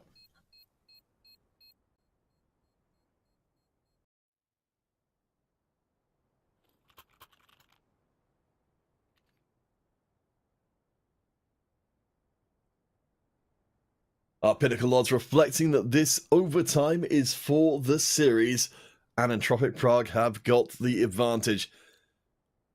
Now, bear in mind that Angentium were strongest on their CT half, and they only got 1 round out of 3. So I'm not necessarily holding out a ton of hope for Angentium on their T half. We'll see. I'm prepared to be surprised. Overtime can change a lot of the course of what we've seen previously. Entropiq were on CT. It was a very even half, 7-8. Angentium very slightly favoured. Certainly not enough to push them over the edge here with any kind of surety. 4 wins in overtime will end the series if Entropiq Prague get it. For Angentium, it puts us to map number 3.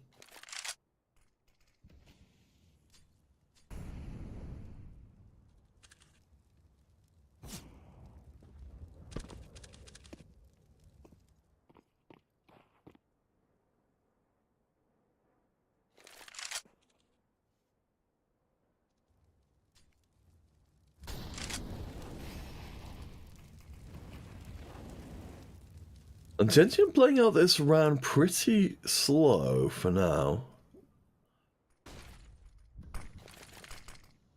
Entropiq aren't being baited into using too much of their utility, as Angentium will come onto the site, not en masse. Playing this one out pretty cautiously. They know what's on the line here, their tournament lives. As Luz, Coach Luz gets the first kill, Prism the second. The B site has been blown open. Entropiq Prague, they just got absolutely roasted. There we go. Back up to 17 apiece. There's definitely a lot more people, I think, who are still predicting this for Entropiq's side. But hey, it's what we would expect. Morisco, Quirtz still doing amazing stuff. Lecker and Egypt, both looking great as well.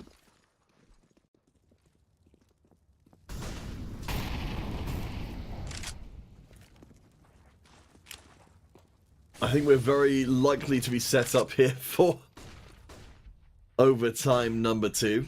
We'll find out, I suppose. Either team wins these next 2 rounds, then this one is done.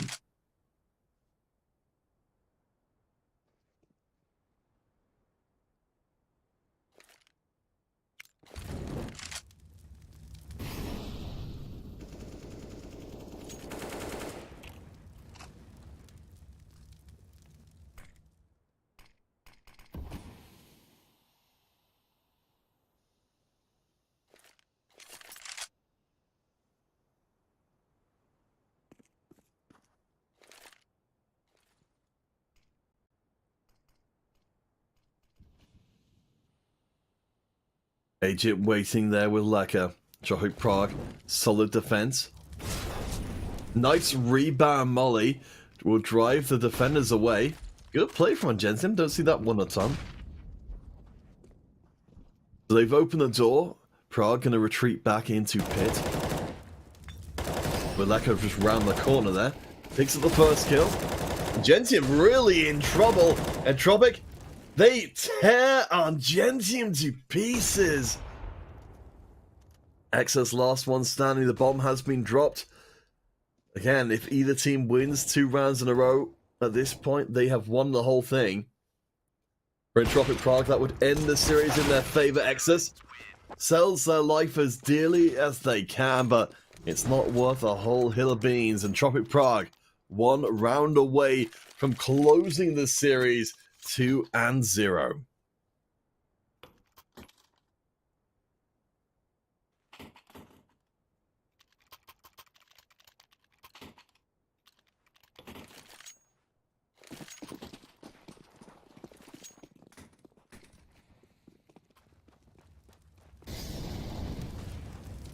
Alright, Angentium fans, I can see you coming out in the chat for your squad. Hoping now for a second overtime where things can go a little bit better. Less than 1 hour from now, we will be getting onto our second series of the day. One Shot versus Enterprise. So stay tuned for that when it happens. We will be going on a longer break if this does go to 2-0. We will, of course, be going on to Inferno if it doesn't. In which case, our second series may end up being delayed. Overtime is a very curious beast indeed. As Angentium, they're making their way up A short like all the cool kids I want to do. Decker is coming them from afar. The A site defense isn't great from a Prague. Utility into mid. Wonder if this gets number 3, Marisco, to move out. Doesn't like it. Utility onto site, so Prague must know there's a pretty good chance Angentium are pushing out here en masse. They're throwing all of their utility onto site. Lecker at least being far enough back they won't get flashed out. As Prism comes in from the back of the squad. Very nice play. I think Prague, they're not going to be able to mount a effective retake. Now they've got to be watching their flanks the whole time. Excess taken down. Prague still in with a shot. With the bomb ticking away. I think overtime 2 is going to happen. Prism grabbing number 2. The flanky play from Angentium was what it took to get them over the line. Murray, last one standing. And yes, it will be a second overtime. Angentium, they stay alive and the hype train continues on rolling. See a lot of Angentium fans and possibly Angentium favoured betters appreciating how things have been playing out as we start all over again. Whew.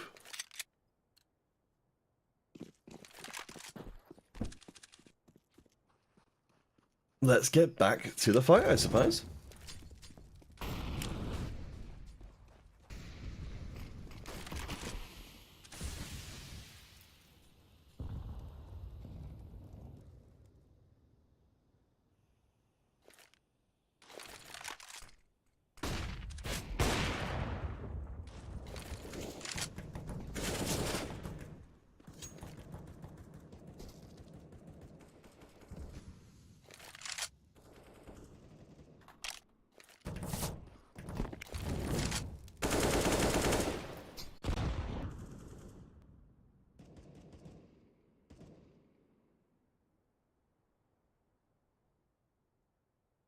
I can certainly see this has been a match to draw a lot of folks into the chat to I don't say yell about their favorite team, but it feels like we're in a sports bar right now as we're in to overtime 2, and honestly it's anybody's series on Angentium starting out on the T side.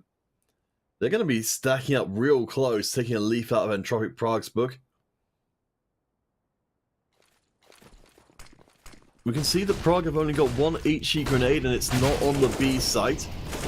Good molly to drive Quirts out of cover, and Angentium, very cleanly done, onto the site with no casualties at all.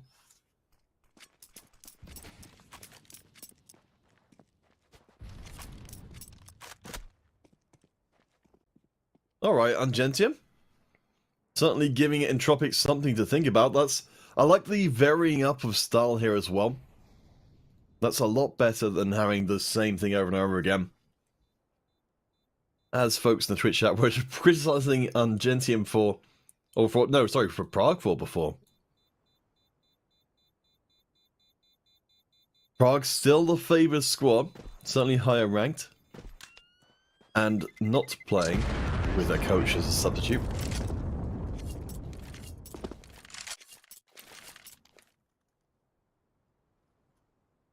Alright, one round in, Angentium. Let's see how deep that bag of tricks they are. On both of the previous overtime halves, we had an overtime 1. Neither team was able to take all 3 rounds. If Angentium can do that here, then they set themselves up extremely well to force out a 3rd map.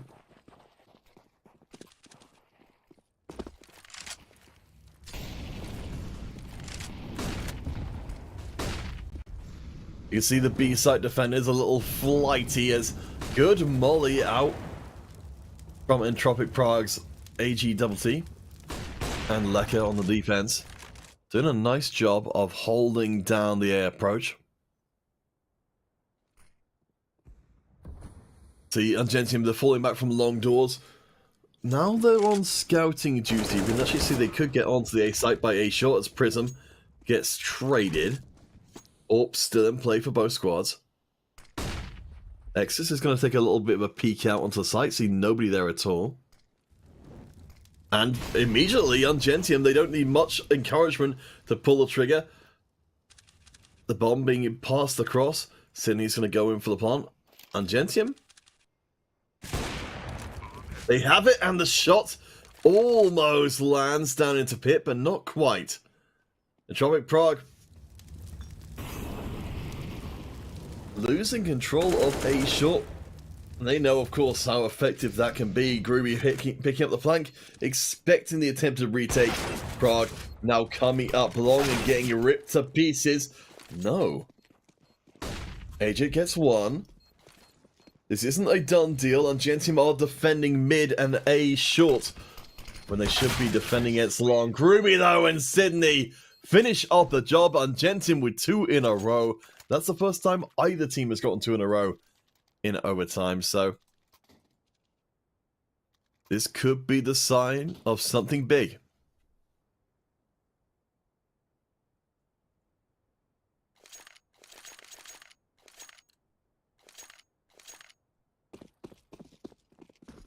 Yes, again, do remember, Angentium are playing with a coach as substitute, and not just as substitute, but also a substitute for Matthew, one of their strongest players. It makes it all the more impressive that Angentium seem like they might be well forcing out map 3. Lars grabs the first.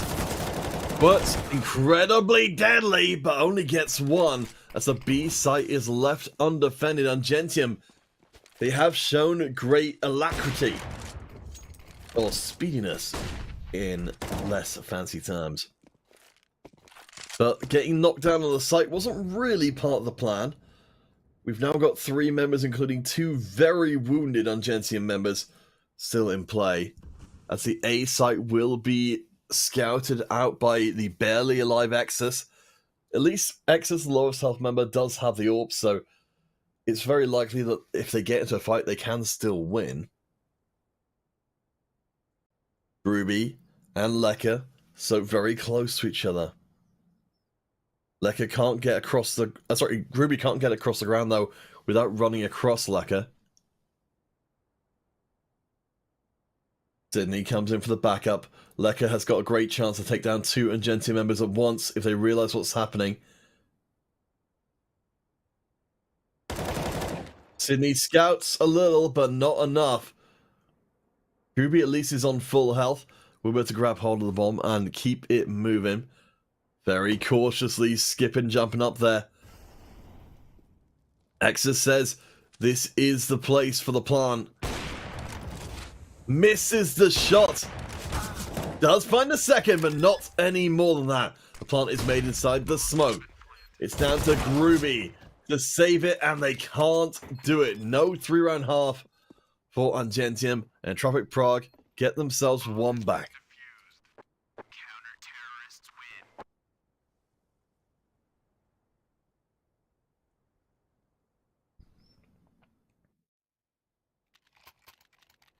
Benares is here with Coach Luz. I don't think I've ever seen a coach being shouted out in the chat before, but we rarely see the coaches playing, so I guess it's fair enough. Ruby and Prism, 27 kills each. Marisco, on the Entropiq side, still the heaviest fragger in the game, but not alone up there anymore.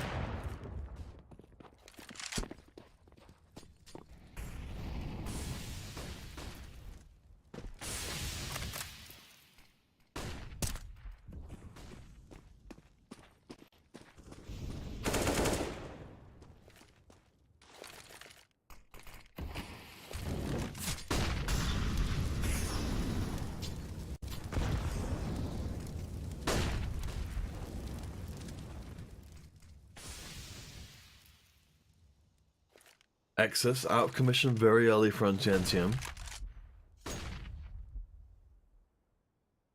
I can only think Prague are probably going to win this one. They've got 1 versus 3 for Prism. Angentium really favouring the A side, and that isn't where Prague are going right now. Good move from Luz up to the A shot. Going to peek around the corner.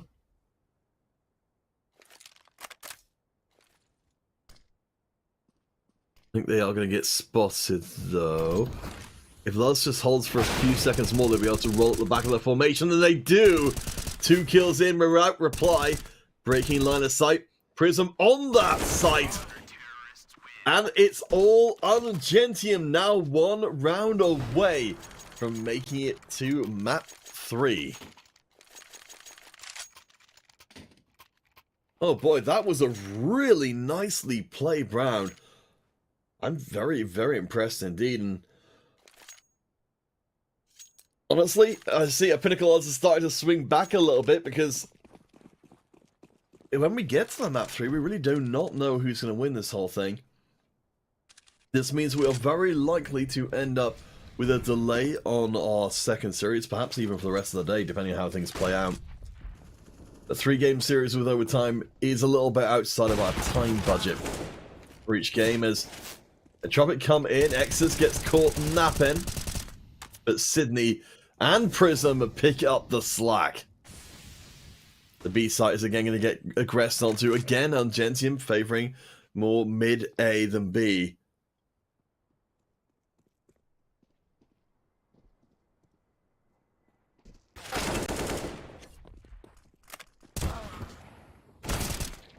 Mori grabs one traded back, and a second. Mori is so ridiculously deadly. But now they're gone.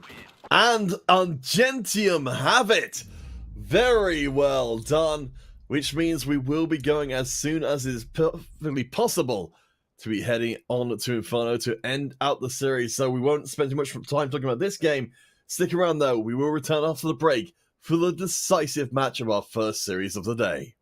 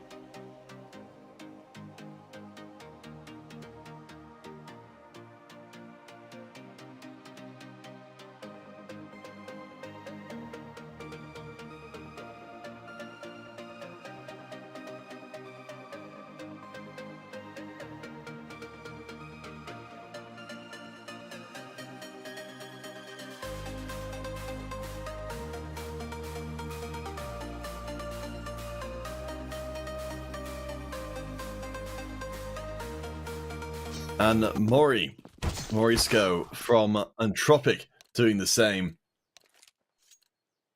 So it's very much anyone's game to play as we get things kicked off and do a little bit of the old switcheroo. Do let me know in the chat who it is you are here to cheer for, who it is that you believe is going to win, even if it isn't necessarily the team you would like to see win.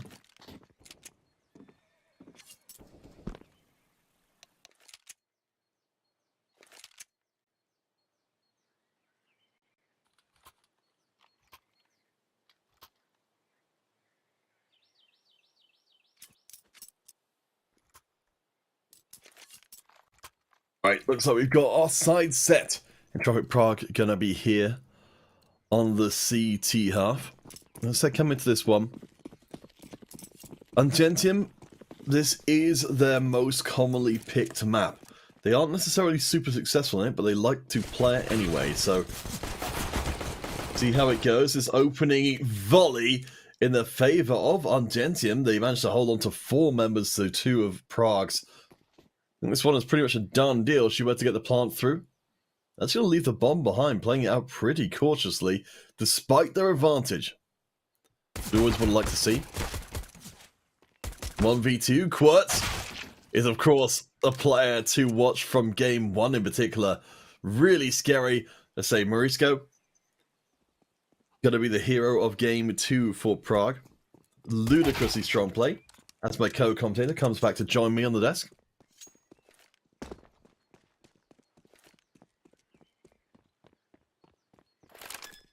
You hear any weird chirping? Or indeed purring? That'll be them.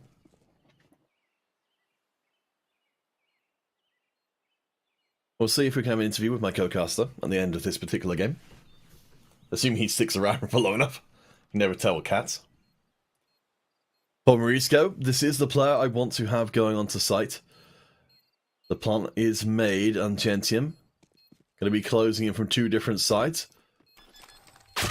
It's a classic, and Prism picks up the final kill. Angentium are on the board, and off to the races.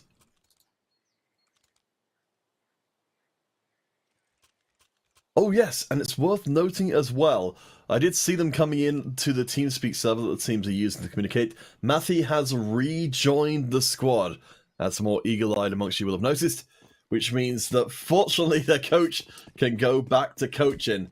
He was actually doing a pretty good job, honestly. Matthew, I actually have some big shoes to fill here. Coming back in, but I think it's going to make a pretty big difference that Matthew is back in the fray.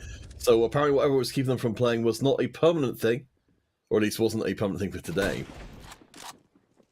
So there will be no excuses on Angentium. While they've not got the 2 games experience playing, Matthew picking up the kill there demonstrates their caliber clearly enough.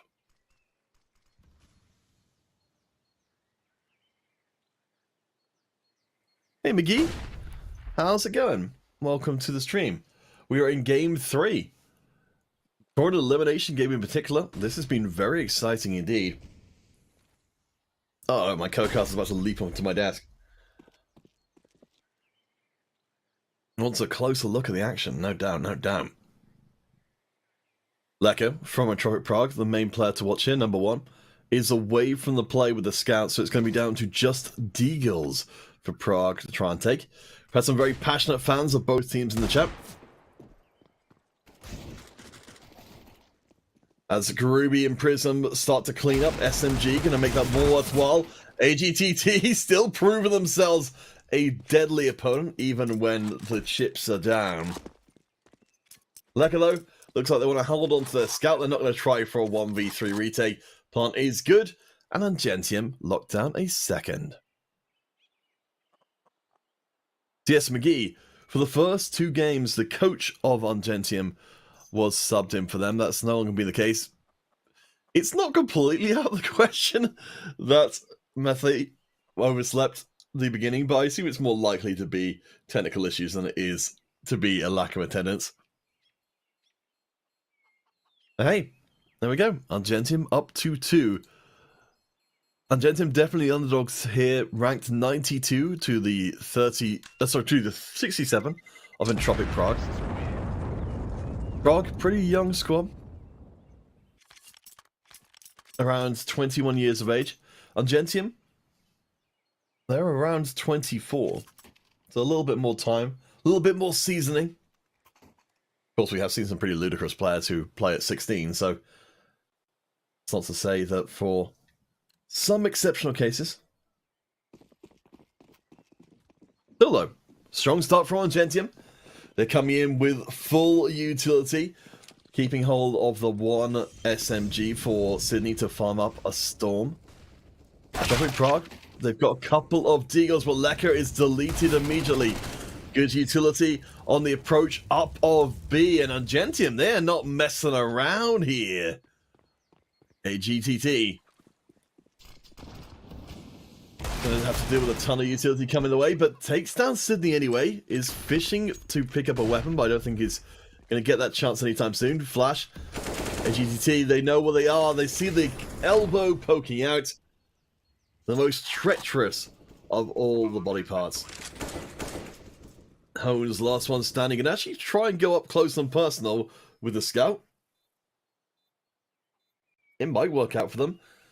They'll need to get a couple of shots in, most likely. Nexus is going to spot them, and Angentium are up to 3. Bear in mind, though, this next round will be Prague buying up. So as we progress, for any of our new viewers, teb.gg/winter to go to the particular Pinnacle page for our competition. They, of course, are our name partners for the Pinnacle Winter Series, as you'd expect. Please, of course, only bet on them if you are over 18 and agree to bet responsibly.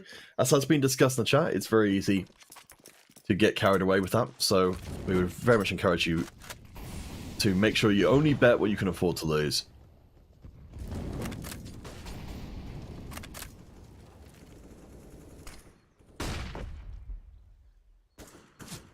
The exchange doesn't find too much of anything. Oh, good grenade onto Exus. Lecker could be in with a shot here, actually going to end up walking past.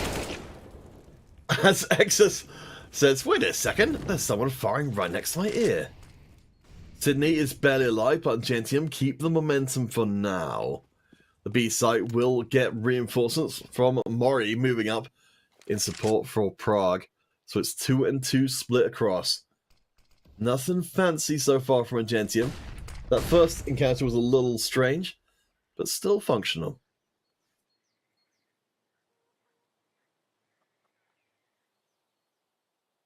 My co-caster going for a little bit of a nap, so we'll check in with him later on. Definitely here for the long haul. Doesn't mean that we'll be much more likely to be able to hear some thoughts from him in between games. So, look forward to that, I suppose.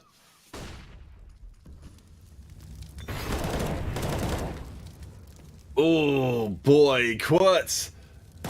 The fly in the Angentium ointment gets 2 before dropping, which has been their MO. Prism supporting their teammate takes down Hones. And Prague, from what seemed to be a pretty promising start to the round, lose control of the site. AGWT, Mori on opposite ends. They can't support each other.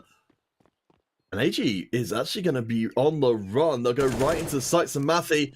Mathy can't get the bullets through quite in time. I think Angentium, surely they're happy with just getting the round. No! Bad Mathy. Don't go out into Entropiq Prague territory by yourself. You could be facing down 2 Entropiq members at the same time. I hate this. I would have to... Let me know in the chat what you guys think of this whole idea of going hunting for extra kills at the end of a 1 round. Because I sure don't like it. And I've just seen it happen so many times. They just lose the duel. And they've given away something for nothing. I mean, right now, the economy is okay from Angentium, but it's definitely not insurmountable. Prague, they're going to have enough money to be able to buy up pretty well. Got the 1 SMG, but everyone else has got the rifles. So Prague's still in with a solid chance of recovering.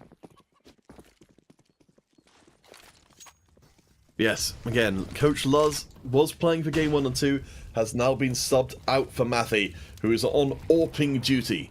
See how much difference Mathy can make Without the first 2 games of warm-up, they may not be playing at full capacity. It's always a bit of a tilter when you're unable to attend the first game. That's going to build up some frustration for the player. Hopefully, Coach Luz has helped them purge that before the game starts.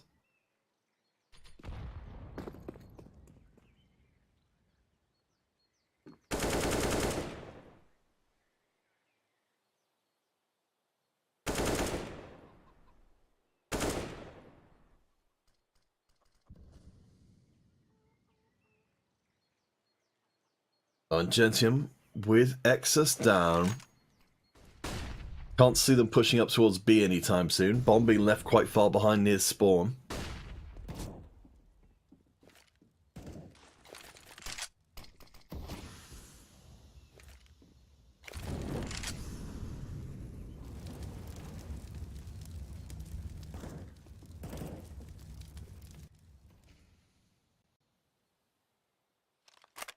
Oh, Mr. Walker, thank you for DMing me about your league. Well, say your league. About your local scene. I hope there's some good articles in there for me to read.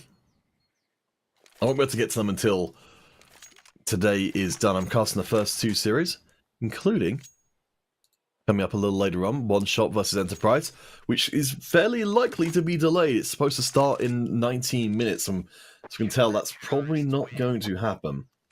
Entropiq Prague get their first win thanks to timeout. Angentium, I think they're probably feeling okay about that whole thing. They've got the equipment they want to hold on to the next round. The odds still very much in their favour. 4 rounds to 1.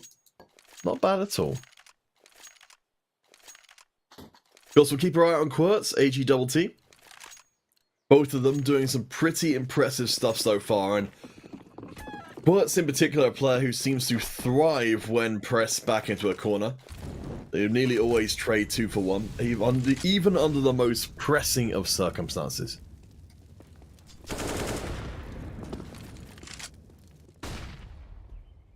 Nice early utility. Takes Lekka out of the equation, and the B site approach seems like it should be a formality.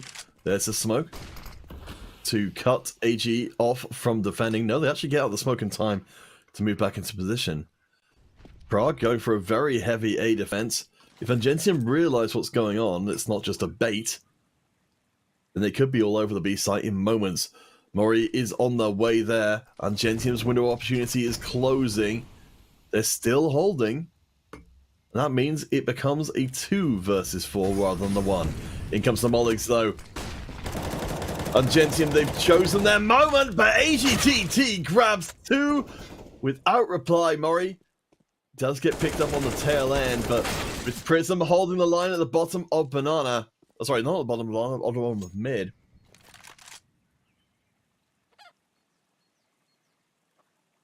It's down to Matthew to try and save it. Not going to mess around with any kind of attempt at a knife kill. Gets the plant. Now it's time to duel. And Matthew has it. Returning back to the team for the first time this series means that Prague cannot put 2 rounds together. And they don't have 2 pennies to rub together either. Well, I say that. They've actually got quite a lot of money to play with. They're going to be buying up again. Angentium, they may have been dominating in terms of rounds, but let's watch AGTT again. That was so crisp. Almost a 3rd kill as well. AGTT and Quirts definitely standing out for Prague. Trying to make names for themselves going forward, even if the series goes against them, and they are eliminated from the competition. Exus picks up the first kill. Boosted SMG shot. Nice bit of surprise. Always enjoy seeing Angentium try out something a little bit different.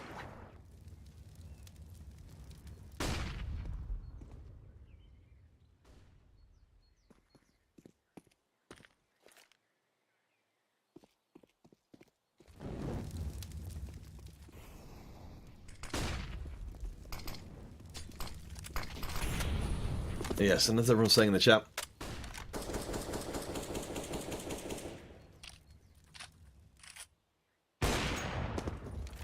Oh, Matthew, what a monster. But yes, as I was saying, it's definitely not just a phrase that needs to be said after talking about gambling. It is very true. I certainly heavily encourage anybody who doesn't feel like they can bet responsibly to not bet at all. Much better that way than for anybody to get into trouble as a result of this. Definitely not what Pinnacle is going to be about. Angentium up 5-2 here, or 5-1 in rounds, 5-2 in members. Onto the A site again. I think this is a step too far for any team to try and punish. I'm trying to rack my brain to think. I guess the times when this works out, it's less remarkable than the times when it doesn't. But Angentium, they're gonna try and push their luck, and they've not got a ton of money in the bank to be trying stuff like this. If they lose members here, it's not insignificant. They're bringing all of their team to bear. Hones is surrounded and deleted. See, that I can get behind. Bring your whole team to hunt. That's fine. Don't send out the individual members.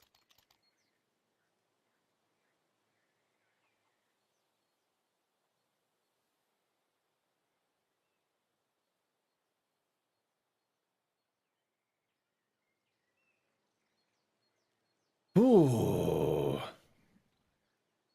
Alright, well, Prague gonna bring in a well-earned timeout. Things have not gone the way they would have hoped for, even with AJ doing a real nice job, up to 7 kills. The most on the server is on Prague's side, but the rest of the Angentium team are all doing really well.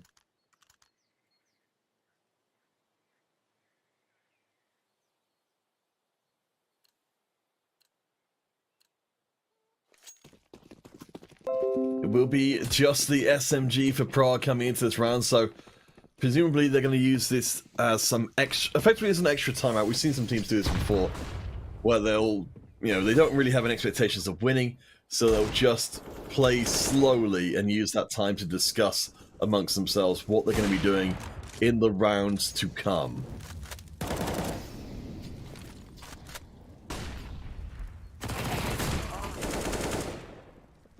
Sydney trading with AGTT. Not seeing too many signs of Prague pulling off any kind of major shenanigans. Exus's gun, well, as I say, might be accessible, but no. Angentium go up to 7. The Matthew difference is certainly paying off here. Hopefully, Matthew will be able to be with the team from the very beginning of any future series if Angentium win out here. It's certainly looking pretty good for them. We're seeing our Pinnacle odds starting to climb.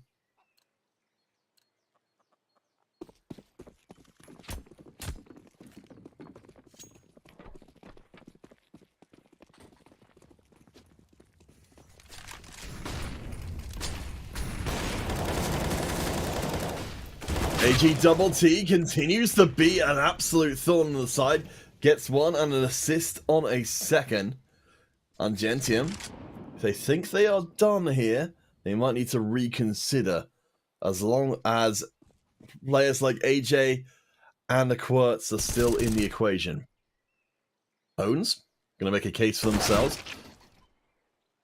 As, well, Prague, I think this is their second round back in.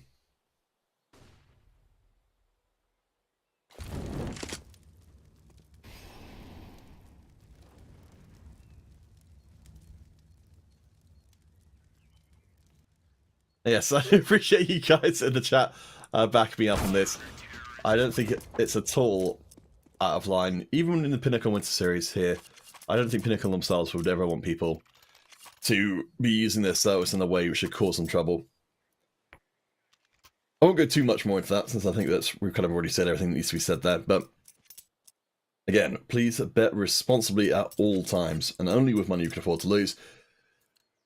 2 rounds in for Prague. There's got to be a big sigh of relief for them. But they're still backs against the wall here. They haven't had to deal with Matthew up until this point. Angentium back to their final form.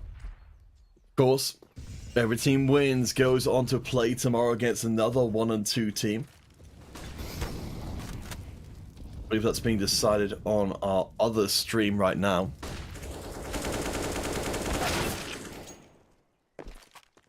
Even trade so far.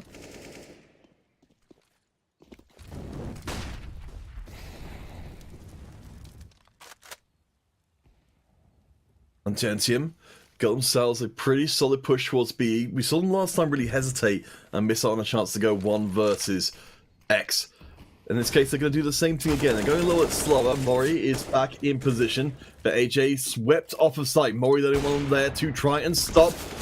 Misses the shot. They've given their position away. Reload saves Mori's life. I think they might be able to escape out here thanks to the smoke. Keep your eye out for Prism, though. Moving in pretty aggressively. Takes out Quartz. Definitely not expected to be hiding there. Mori's going to be a little bit sweating. They may not be able to save their AWP for the next round. There we go. Angentium, now they're doing what we hoped they were doing before, which is they're moving out in force. Of course, Prism, you could just kill everybody before that happens. I suppose that's fine too.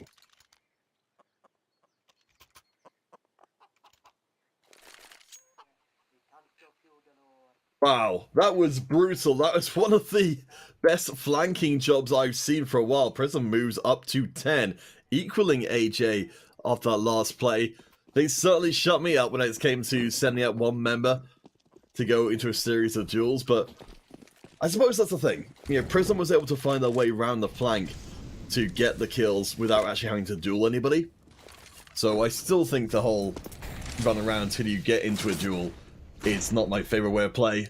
But hey, what do I know? Good utility from Angentium, gets them the first kill.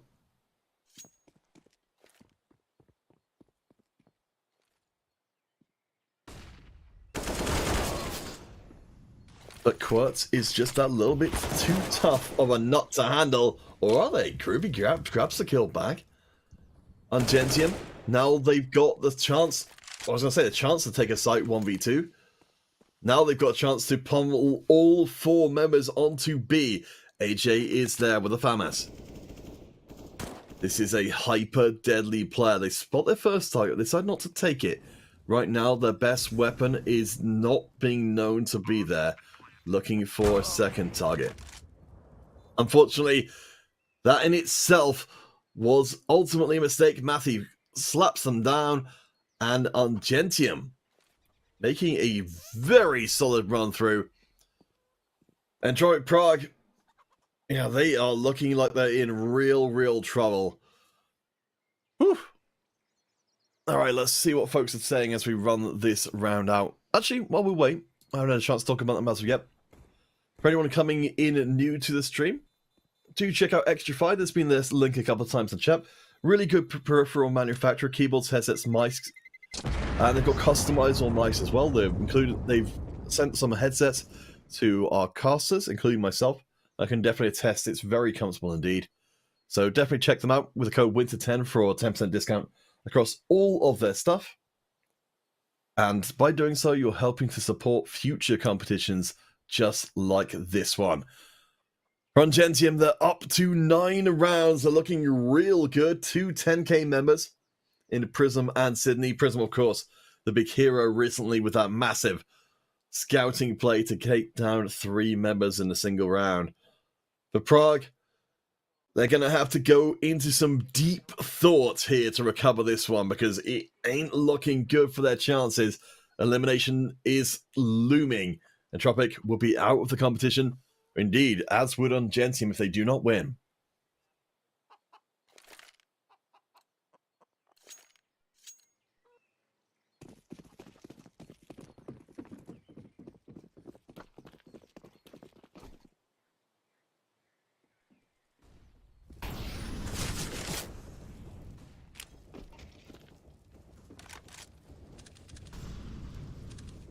Prague do at least have a fairly decent weapon set up here. Becca on SMG duty, that's number 1. Pushing forward a bit aggressively, that's what we want to see. The fish for a kill and find it onto Exus. That's nice payout for Prague. And I see Lekka's going to try and move even further forward. They've got little to lose. Hones grabs another. And another! Angentium are in pretty big trouble, down in numbers. They're going to have to go back and get the bomb and decide where they're going to go. They're going to have to make this coin flip correctly and find the site that's less occupied. Right now, they are going towards A, and we can see Querts is there. Even if it's Querts by themselves, honestly, I still wouldn't be a huge fan of trying to get onto the site.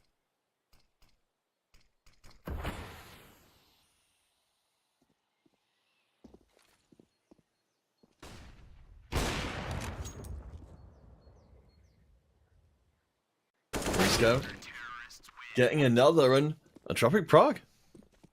It takes them a lot less rounds. So firstly, the Prague have had...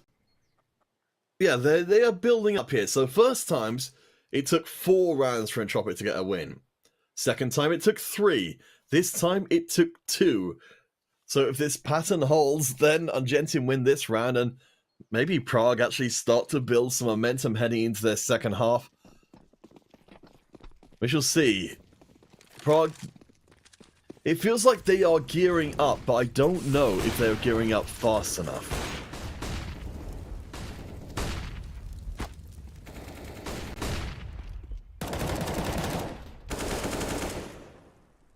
AJ gets just one as Exus turns around. Again, buddy system working well for Angentium. Hones is by themselves on the B. Good use of the molly to buy time. Smoke immediately. And multiple mollies onto the site. Angentium, they're making their move. No smoke off onto CT though. Mori can see them coming. There's the smoke. Okay, Angentium should feel a little bit more comfortable. Nice HG grenade will drive Hones back and allow for the plant to be made.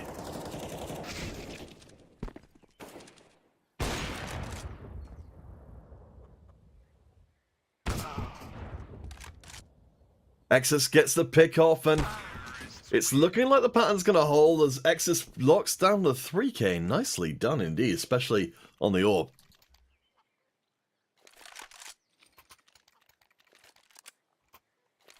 More rounds left to play. If Entropiq's ability to come back holds, then they should pick up this round, and then beyond that point, I've got no idea what's going on.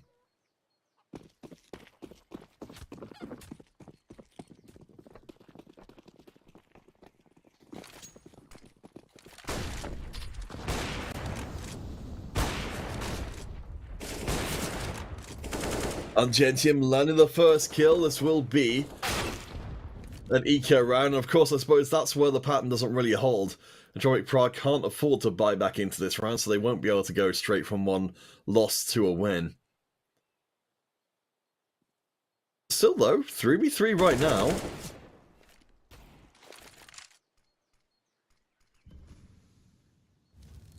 With the Deagles, there's still a small hope that Prague can somehow pull this one off. Only if they really have the numbers, and Groovy gonna subtract some heads over in the A site. Lecker. Last one standing. Might as well give it a try. There are some rifles to be had, but they are not on the A site. They are away from site. And Groovy finishes off the job with a 3k of their own. Nicely done indeed. We are almost done with this half. Definitely seen some pretty happy Angentium fans for the return of Mathy. We are seeing a very different team again. Mathy subbed out as we watch back Groovy cleaning up very smoothly here. It was a very, very good substitution from Luz while Mathy wasn't here, but definitely a very different Angentium team with them on the roster. Exus going to be pushing up just as they have been before. Spots a shoulder. Going to bounce the molly around the corner and drive the Prague members away. Some good damage being done by Angentium in the early going. And AJ taking advantage of that Hones as well. Angentium going to be a little caught off guard by how many members they've been dropping. They're going to stack up the grenades. And go, I have to assume they're going to go for the execute here. So here we go. The smoke in by absolutely as many as possible. Smoke onto the entrance to B though. Nice play from Prague. Means Angentium They may have just traded down any utility. They don't want to go onto site through the smoke, but they can't afford to throw away any more utility without getting something back in exchange for it.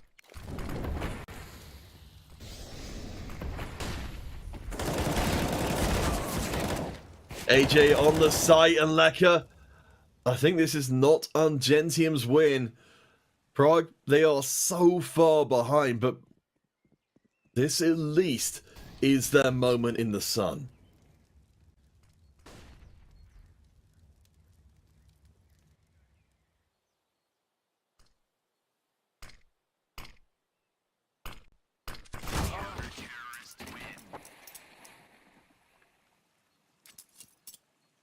There we go.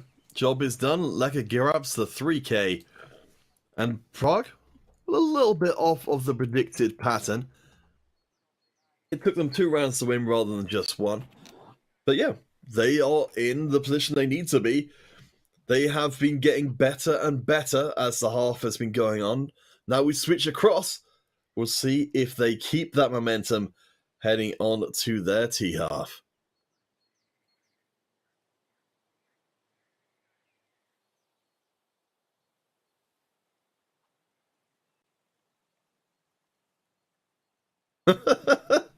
I love as well, you know, there's so many people who are coming out and throwing their support behind each team, putting their worries in the chat, commiserating with each other, supporting each other. It's a wonderful thing to be. It's honestly one of the reasons why esports, that's one of the things esports has really got over regular sports, is it's not really a thing with regular sports, as far as I'm aware, really, to be actively chatting with each other while it's going on. But in esports case, you really get to experience it as a group.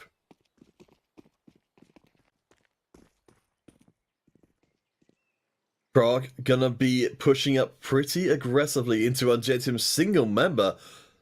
Angentium really stacking the ace, expecting Prague to move here in force as we turn out. That's not going to be the case. Angentium spot the encroaching player and not seeing any movement from the other Angentium players so far. I guess they must assume this is a scout rather than the main body of the Prague forces, and as it turns out, they're kind of right. Prague move back. Must have been reading more players there, as Exus actually sneaks back out into Banana and grabs the kill onto Quartz. Very cheeky, but that's definitely going to push Prague onto A pretty heavily.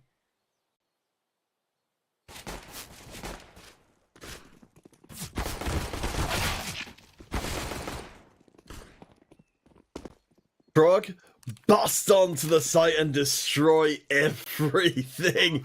All right, a strong start from Angentium does not necessarily lead to a strong finish. Exus does sneak another. They've definitely been the highlight player of this round, even if it's not going to end out super well. Nothing going to be coming in.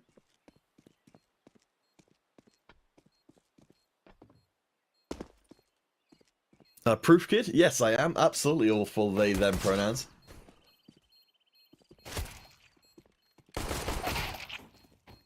As Exus grabs one, it's down to Matthew. But yes, it's a little casting tip for any of you who want to be casters. Even while the majority of the players will be he, him in your casts, it is just generally easier to say they, because there'll be occasions where it won't be a he, him, and a lot of times you just won't realize. So we try and be as inclusive as possible by just, and it's also just easier, honestly, just call everyone they, them, because then you don't have to really worry about it. So, Prague, they've got their first round win. Their momentum has been building. Whether that momentum is enough to overcome the massive deficit they still face, 6 rounds behind, remains to be seen. If they can put 2 rounds together, that's certainly the beginning of something.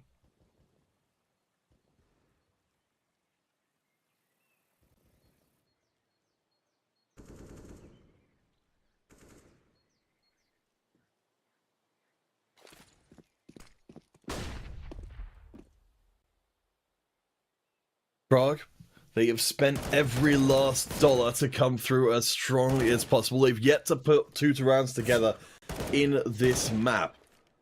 in this vital Game 3. Next series is officially running behind, so apologies for all of you folks who have been tuning in, hoping to see One Shot versus Enterprise. That will be coming up as soon as this game is done, but I would assume at this point it's probably going to be at least 15 minutes, if not, no, I'd say either probably about half an hour realistically before that happens. So if you're only interested in that, then please do come back then. As 2 kills in from Angentium, using the stolen rifles. Prague are in major trouble. Matthew playing out cautiously. They are very low on health, even though they've got the AK. Waiting for the other Angentium members to come in. Prague. Are they still not going to be able to put 2 rounds together? Angentium doing to Prague what had been done to them. Going from a buy round into a resupply round for the opposition. Hones backing themselves into a corner! They've got 2, they've got 3, and Prague somehow 1v3 clutch. Hones, you absolute beast. Hope remains alive for Prague. All it took was the performance of the game.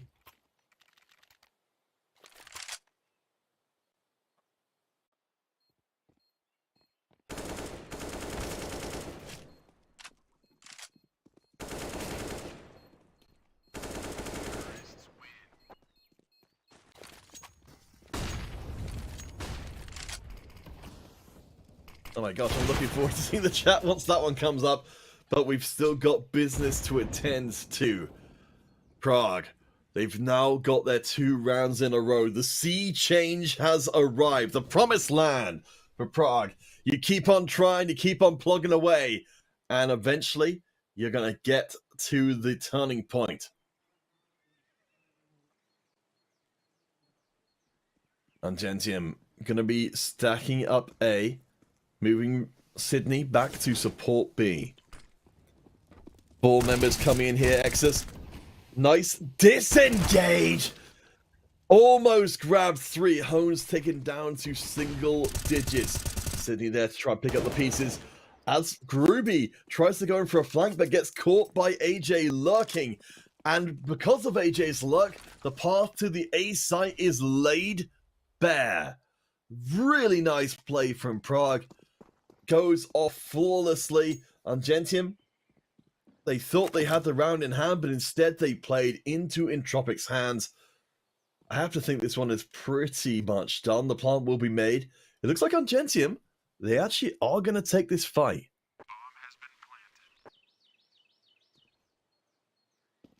Oh gosh, and I'm about to see the 3K from Hones on the stream right now.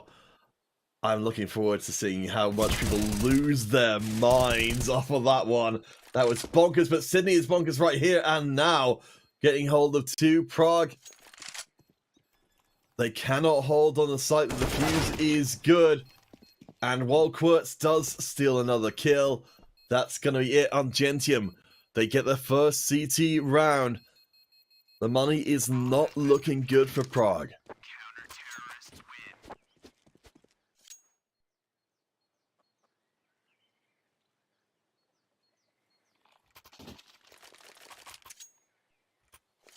Christian, thank you for helping out in that regard. So yes, One Shot versus Enterprise will be coming up when this series is done. We'll have a short break between. Let's watch this round back again. This was Exus from before. Just doing some truly lovely defending there. I'm a big fan of the old fire and retreat. Exus decided to stick around and take the bigger gamble. For Prague, they've got themselves 2 rifles for this round. Quirt's going to be on a hero AK. Ori just going to have to make do with a Galil. Everybody else... Well, actually, no, to be fair. AJ's got the SMG in there, so maybe... And it's going to provide some covering fire while the A site is pushed on too heavily. Angentium, they're bringing everybody back on the defense. Molly might have a little bit of trouble getting out here if Groovy's got anything to say about it. Takes a lot of damage on the exchange. I like this as well. They're falling back. Prague, sensing that the Angentium squad were reacting very strongly, themselves back as Exus grabs 3. Wonderfully done. And that is going to be all she wrote. Exus, I definitely think this is a player to continue to be paying attention to.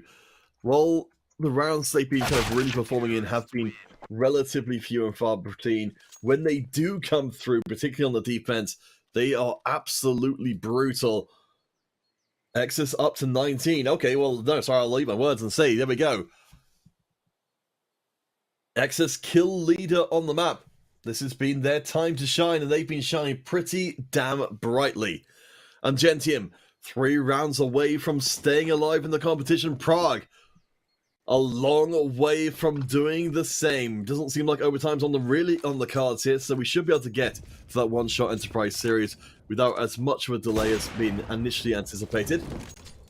Burt is out of action immediately. This is just deals at best and nothing at worst for Prague. Prism takes a little bit of damage, but it's nothing too major. AJ gonna go on the flank and find themselves only with more speed holes than they started. Angentium, a clean round. Everything remains in hand. They barely have to spend anything to even get back up to full capacity. They are looking like they have this one. The odds are not looking good for Entropiq Prague. This seems to be a done deal despite all of these great plays we've been seeing. It seems like the final form of Angentium with Matthew back on the roster may well just be too tough to handle.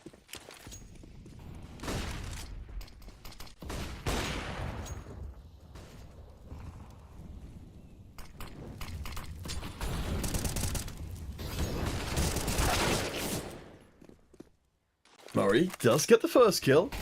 This is looking like a much stronger push. Oh, wait a second. Exus is here. Never mind. Number 6. Doing some great work as Groovy hides out. Nice shooting from AJ. Fires down and knocks Groovy's head off. Prague, they're going to keep us on the line for a little bit longer. This does seem like it's Entropiq's round. Angentium, they're abandoning ship. They're very happy to trade rounds backwards and forwards until the game ends. Being this far ahead means that that is an option on the table for them. They only have to take rounds that they want to take. They do not need to really put their guns at risk. If the first kill goes against them, they've got all the time in the world to just say, you know what, we'll wait until we get the first kill. That's the round we'll put the finishing touches in.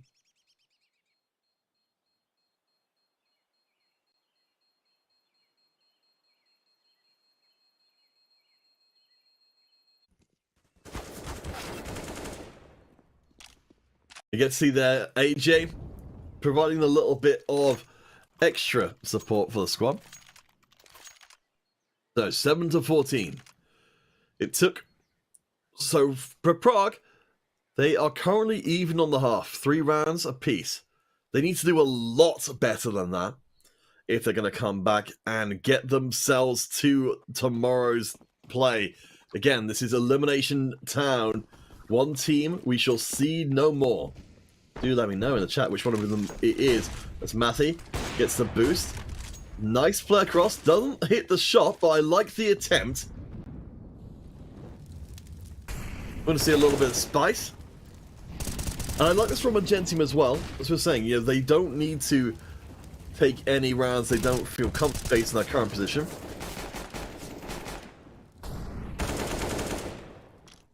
Oh, Groovy running up and finding a little bit more than they bargained for.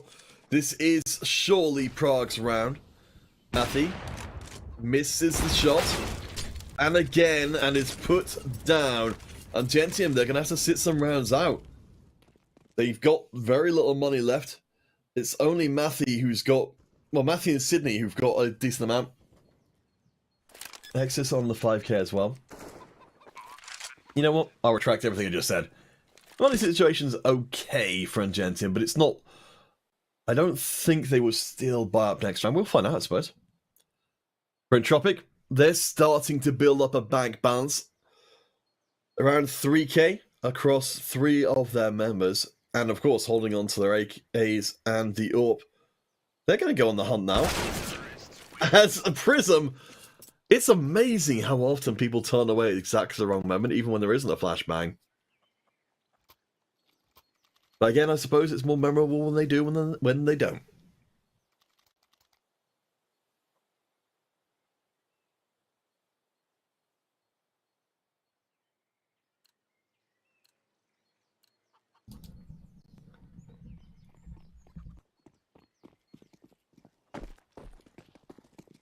All right, everybody. Let's keep the good times going. Prague, they're not quite done. Angentium actually are going to be spending out for this round, even though Groovy can't afford to really get too much of anything. Interesting choice from Angentium. I suppose they can afford to play a little bit looser. If they do sneak around here, then they're pretty much done with this game and this series. Exus finding the first one, so this is what we were talking about before. Angentium. They can fish for the rounds where they feel like they can get a win. Groovy, number 8, is right at the back of A, so they won't be able to get hold of that dropped AK.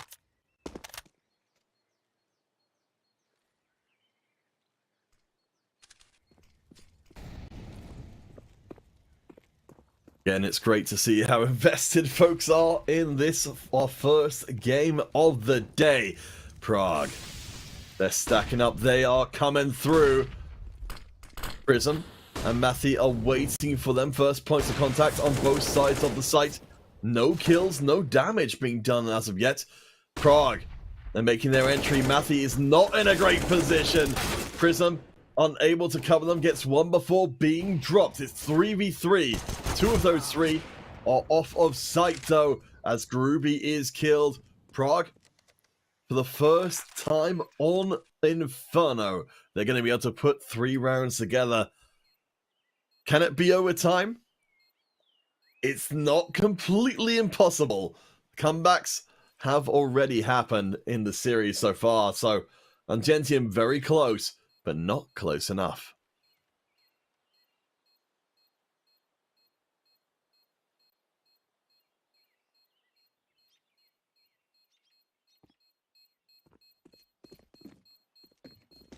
So looking at the money, yeah, Angentium, they spent out for this round. They are not going to have much in the bank at all. At least they've got something of a loss bonus building up. 2 AKs and an AWP making it through for Prague. So, again, their economy is looking real nice right now. We've got members up even post-buy. Yeah, we've got 5,000 from Leka and Egypt. Mori as well, feeling very, very comfortable. The only problem is that money is only going to really be a relevant factor for Prague for one more lost round, because it doesn't matter how much money you have, you can't rebuy after you've lost the game.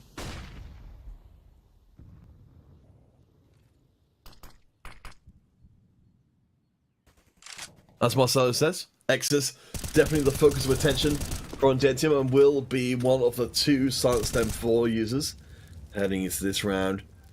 Prague getting some good ground in Banana. Good use of the smoke as well to disengage. Barely any utility from Angentium, as they are all up here scouting out a new opponent. The B-side approach will be discouraged. I'm curious to see what happens with Hones here, as they run right into Groovy and a whole host of Angentium players charging into AGTT even, who grabs 2 before escaping out. The A site will be the plant location. Prague, they've got a chance to get to double digit. Angentium's retake with 3 rifles. Keep an eye out for number 5 on site, but number 3, AGTT, lurking. I don't think Angentium are going to spot them coming until it's too late.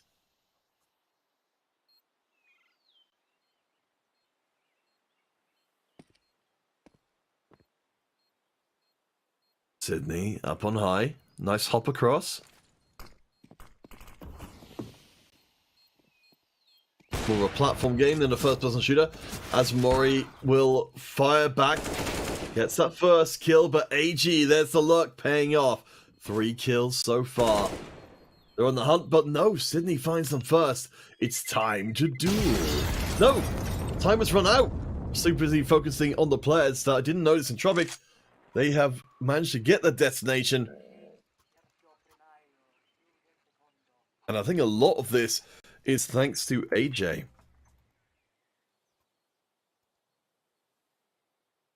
"23 kills means they are the biggest killer in the lobby. 4 in a row for Prague. Angentium. The frustration has to be starting to seep in a little bit. Wouldn't mind at all seeing it, a timeout coming in from them to try and cool Prague just that little bit. And also probably cool themselves as well.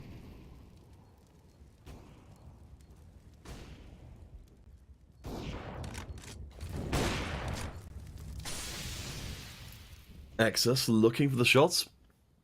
Again, top fragger for Angentium right now.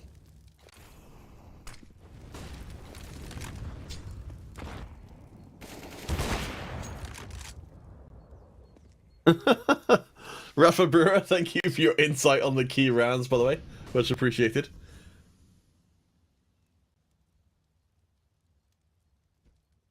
AG more than a solid player. That's around the corner and Matthew deletes them. This is the round Angentium were really holding out for. Number 7 Prism is there to trade themselves across.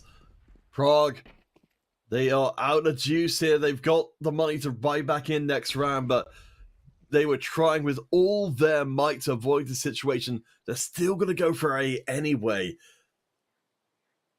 Angentium, they've got the numbers to be absolutely everywhere they need to be. Smoke coming through. Wort's getting trimmed. Matthew finds the shot. No! Quirtz gets them first.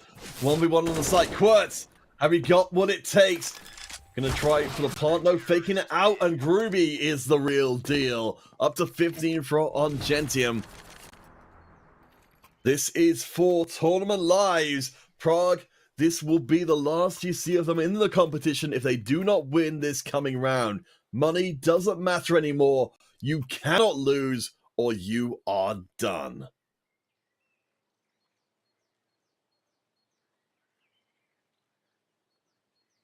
Of course, when this game is done, we'll have a short word from our co-caster, my currently sleepy cat, who of course will have a lot to say about this, I'm sure. For the Angentium fans who kept their belief alive through the second map's overtime, 19-22, I can certainly understand not believing in Angentium based on Vertigo's performance. 16-5 was just oof. But it seems like the work has been done here. Whether you like the players or the teams personally, Angentium, Entropiq Prague, they've given us a hell of a show to start off today's play. Again, coming up after the break. One shot versus Enterprise as Matthew finds the first kill. Prague at the end of the line. Trade goes in Angentium's favor. It's all going to hell. Prism trades one more. AG T, 1v3. Can they do it? They've opened up the path to B. They're going to smoke off and double back where they run into Groovy. And it's all over for them. Angentium stay alive in the competition. Prague take the exit. Odds a little bit of a gag at the end there. That means we will be seeing Angentium playing tomorrow as they continue on. And as promised,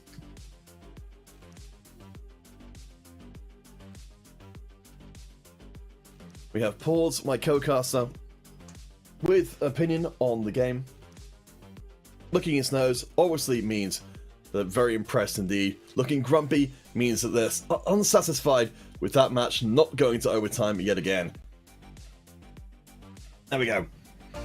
Alright, so with that in mind, let's take a look at the standings. So we've got Young Ninja, Astralis Talent, Alternate Attacks and Isuba up there on 2.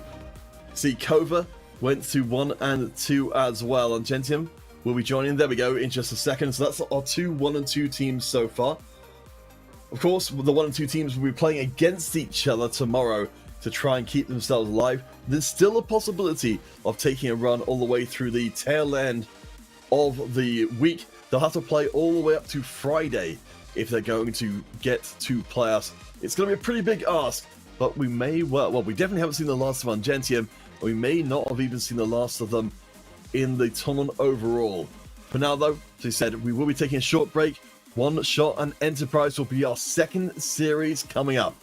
When they do, we'll be back in just a few short minutes' time. We'll take a shorter break because we are running behind schedule. We shall see you after the break for that second of our 4 series today.